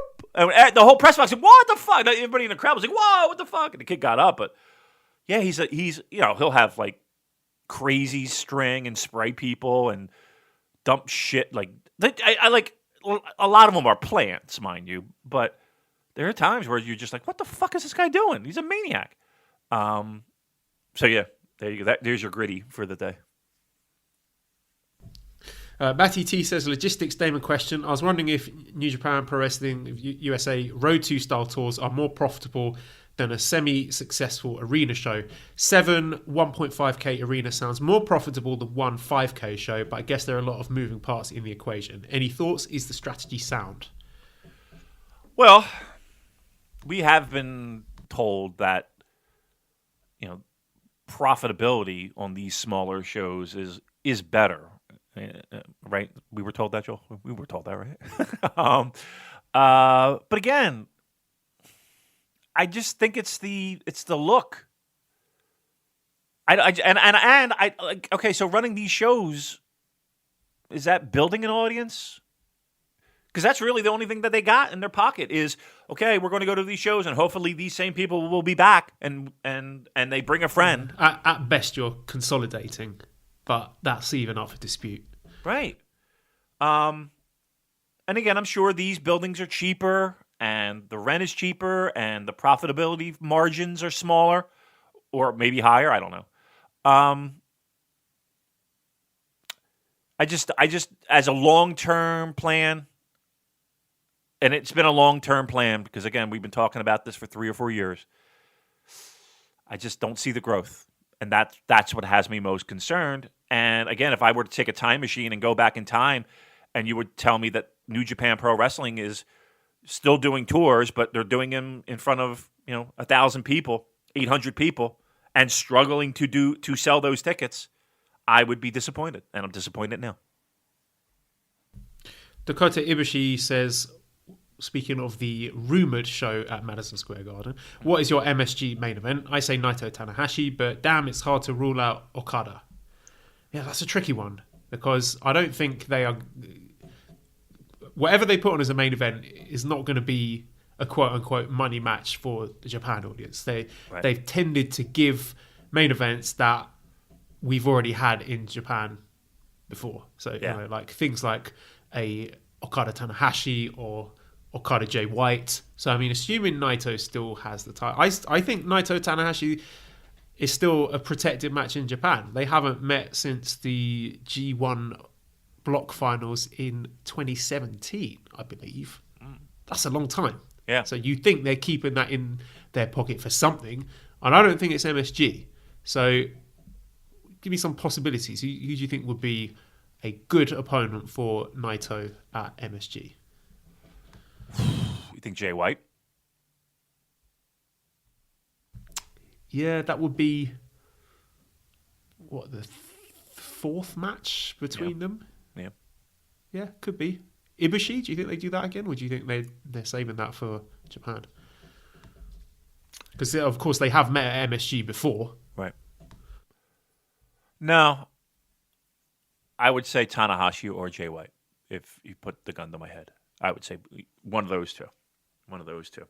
You notice how they haven't really announced a ton of big shows either?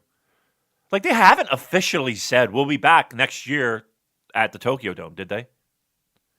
No, and they've streamlined some stuff as well. Like the Dontaku tour, they seem to have stripped away all those extra things like the Hinokuni and the Sengoku Lord and all that stuff. It just seems to be 2 Dontaku nights now. So right. I don't know if there's much you can read into that, if they're just sort of trying to scale things down on account of the Olympics coming up or what. But yeah, it's certainly an eyebrow raiser.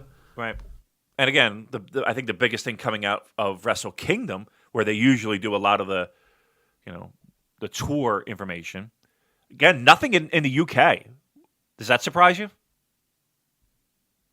Yeah, I thought that was a absolute no-brainer after the success of Royal Quest, that they would be right on top of that and announcing that Wrestle Kingdom, we're coming back to London or wherever it is.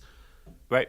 But nothing. And, from what we heard, due to reshuffles going on, people who were responsible for that maybe not there anymore, or it's difficult to know who would be taking the lead for that. Hopefully that could be something for Andy Q, Mr. RevPro, to take the lead on and say, hey guys, let's get together, let's do a show. Even if it's a co-branded one, I mean, that would be better than nothing, surely. Right. And again, the highly rumored Madison Square Garden show, haven't heard a peep. Haven't heard a peep about coming back to London. Aside from G1, we really haven't heard a lot when it comes to big shows. Now, we could take that as it's in the works. They're working on shit. Blah blah blah. I would think we would hear some shit. It's almost February. I would have thought that we would have heard some shit right now. Have we heard an official Australian tour yet? I don't think we have. Not to my knowledge. Right. So weird, right? Kind of odd. So I would think that, especially for, again, shows like London, Madison Square Garden, big buildings, that's something people got to plan in advance, right? If we really want to do well and get a good gate, we got to plan this shit. We got to take vacation time, and we got to save some money. We got to, so might be a good idea to start announcing some of this shit if, in fact, it's happening. Let's start rolling some of this shit out so we can make some fucking plans, people. All right, thank you. Race Collector 420 says, is there a world where New Japan works with NWA, Talent Exchange or more? Has NWA ever worked with New Japan or just All Japan back in the day? No. Yes, they have. I mean, I can just go on the Wikipedia page. They were a member of the National Wrestling Alliance from 1975 to 1985. So there is a lot of history. They worked together in the late 2000s, early 2010s as well. Damon, give us some of your memories of the co-promotion with NWA. Yeah, I mean, they've always been in that mix. I mean, they're probably more popular back in the day with and working relationship with WWF, right? You would always see like Adonis and Murdoch and Hogan, of course, doing tour. Even like SD Jones making. I was you bring it up, Damon. The friend of the show, Manabu, who recommended those matches to me. And I was rewatching those matches with Inoki against Hogan, and then the first one, if I'm not mistaken, Inoki, I don't know if he knocked himself out or if it was a work. I've read some rumors that he was pretending to be knocked out because he was trying to escape from some creditors or something like that. And then they do the rematch, and of course, because of all the politics there, they end up doing a count-out finish, and the crowd absolutely shits on it, and they're throwing stuff in the ring, and they hate it. And that is definitely one that's, two matches that are worth going back to watch, getting the old New Japan World archives and check those out. Yeah, I mean, it would be, honestly, it wouldn't, maybe not as extreme, but, it kind of has a little taste for those of you people looking for a North American counterpart, the Montreal Screwjob, right? It's kind of has a similar feel of the building, and so yeah, pretty interesting stuff. But yeah, I mean, NWA in recent times, I mean, you had Liger and Tiger Mask, and going after that junior title. Bruce Tharp would be bringing in guys. Remember all that, right? Remember Big Daddy Yum Yum or whatever? Yeah, right? Those were the days. I was just going to say Big Daddy Yum Yum. That's the one name that sticks in my head. Yeah, terrible. But yes, I mean, NWA was in the mix. But again, a lot of times the NWA champion would do tours of All Japan. So and even AWA too.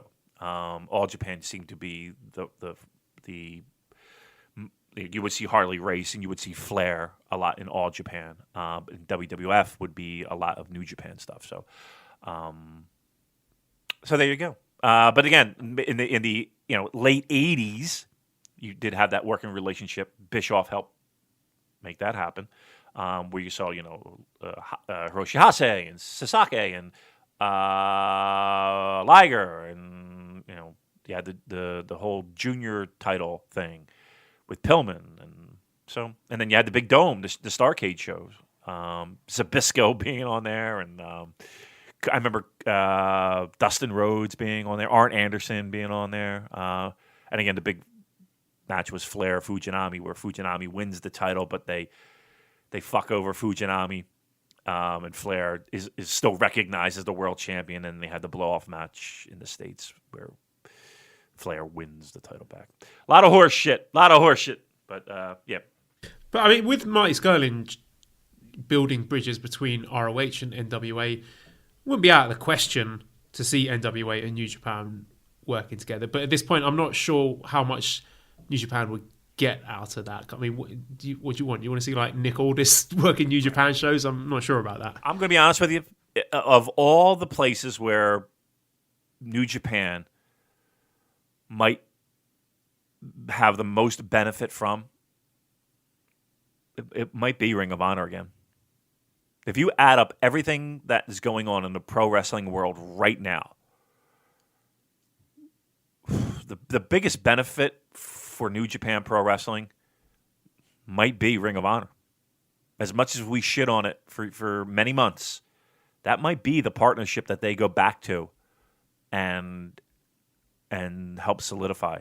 I mean, look, as much as I can't believe I'm saying this, Sinclair Broadcasting isn't something to sneeze at.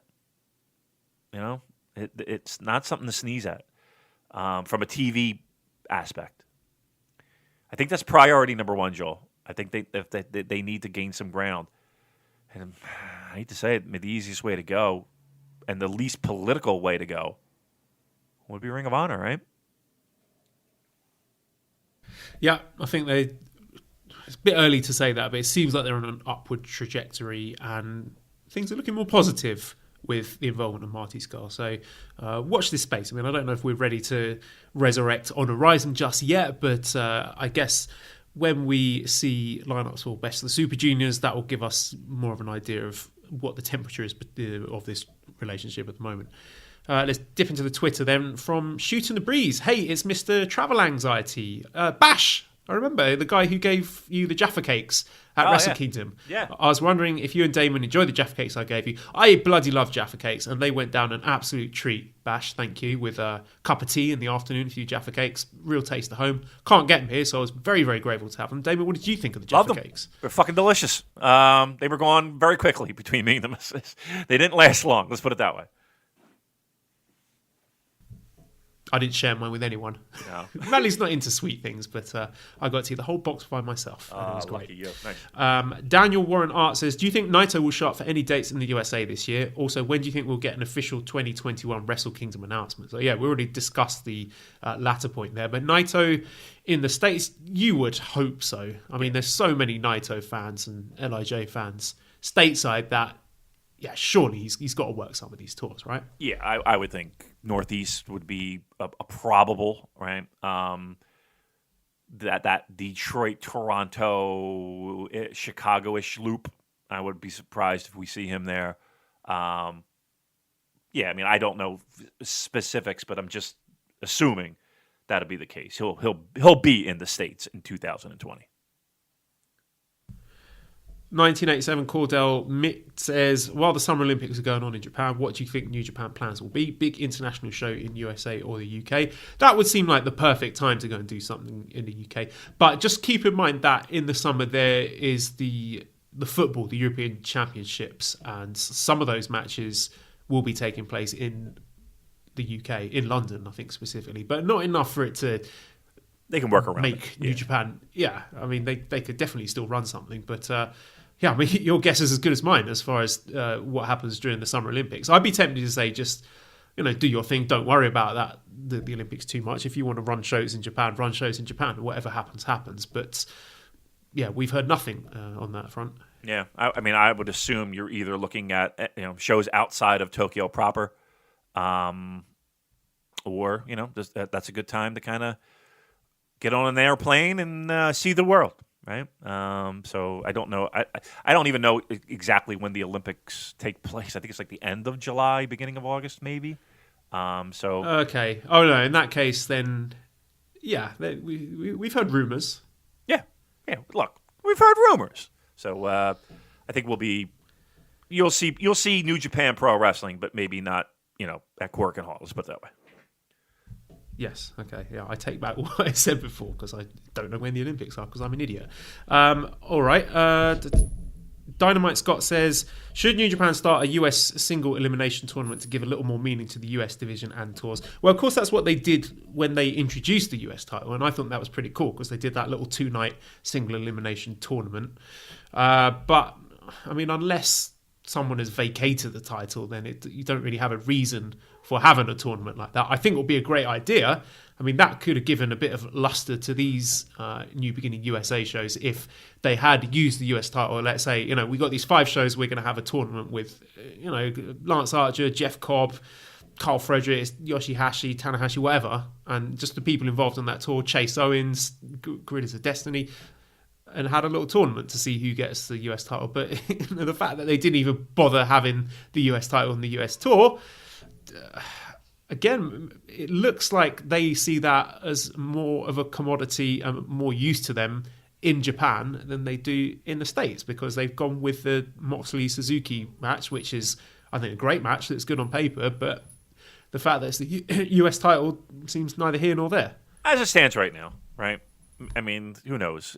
If Suzuki wins it, does that mean he can come over here and defend it? Hopefully, right? But yeah. And again, we don't know the situation in the sense of, was Lance kind of saying, hey, I'm talking to AEW and I'm probably going to leave, right? And they're like, okay, well, you're going to lose this title now, and now we'll just put it on somebody just as a placeholder just to get it off you. And then, because you don't know what you're doing, and we don't know what you're doing, so let's just get this off of you so that whatever, just to cover our asses, and, you can do whatever you got to do. Possible, right? It's a possibility. So I would look. I think they know the situation. I think they just have it on him as a placeholder, and then we'll see what happens as we go into February and March. But I can't imagine Moxley holding on to this title for very long, just because, again, of all the things that we just talked about. Like, it's the U.S. title, and it's not being defended in the U.S., which is ridiculous. Kronos says, what are you guys expecting from both tag team divisions in 2020? Right, heavyweight tag, we're going to have Finjuice going on a run. They're going to be defending it against the likes of Dangerous Tekkers and Goto and Ishii and Shingo and Evil, and it's going to be great. Yep. It's going to be the biggest improvement for New Japan. That's going to win our biggest improvement awards, the heavyweight tag division.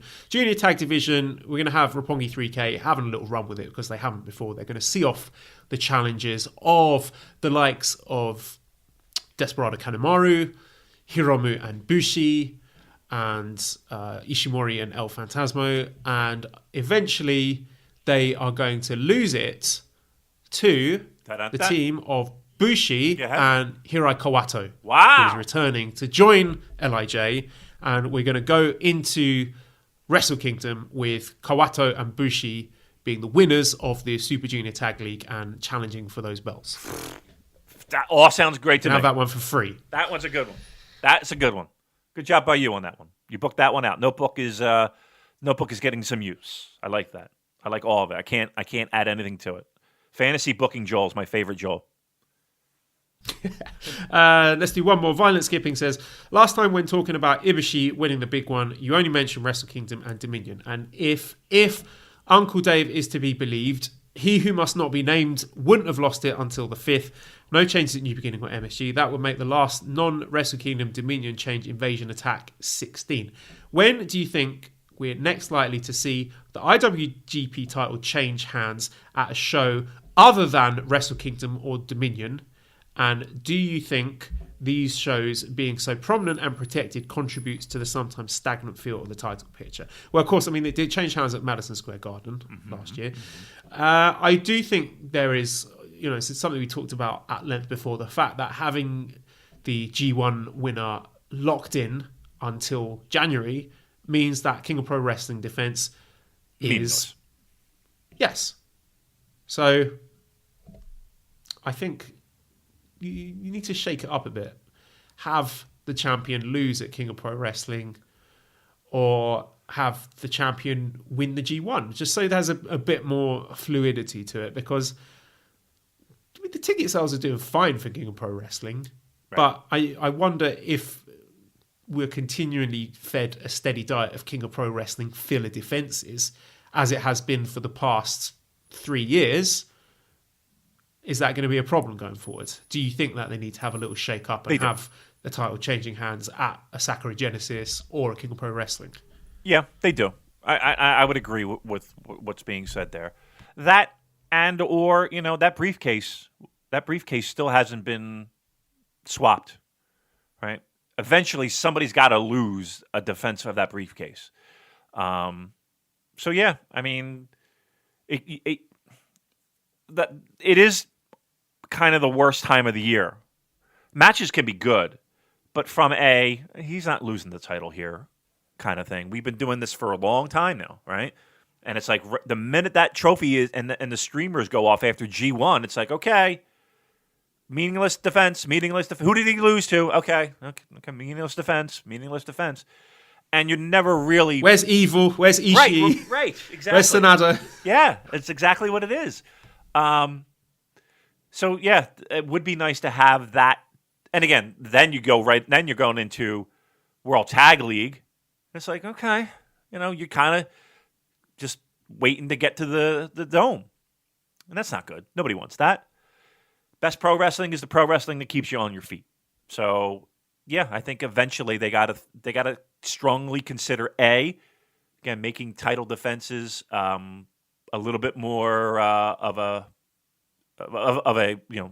thin ice for some of these champions on some of these other shows, and two, that briefcase has got to change hands eventually once, just to keep people on their toes.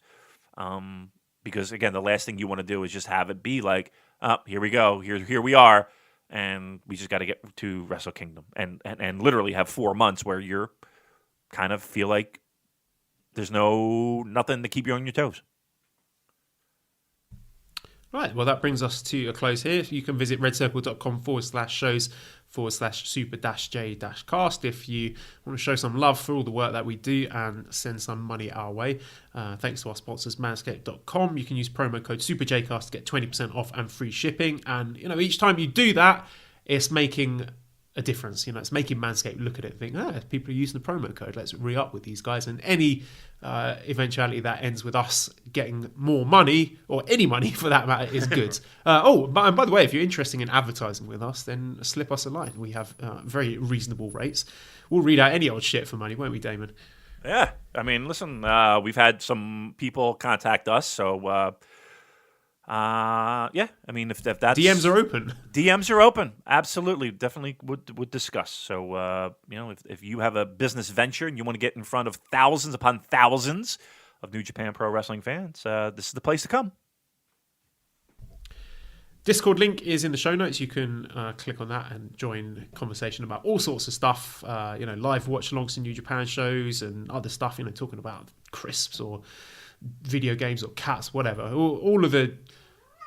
Oh, Gatti, calm down. I'm nearly finished. She's throwing me off my game here. ProWrestlingTees.com/SuperJcast. I hopefully will have a new t-shirt design up soon once those people from PWT get back from the Jericho cruise.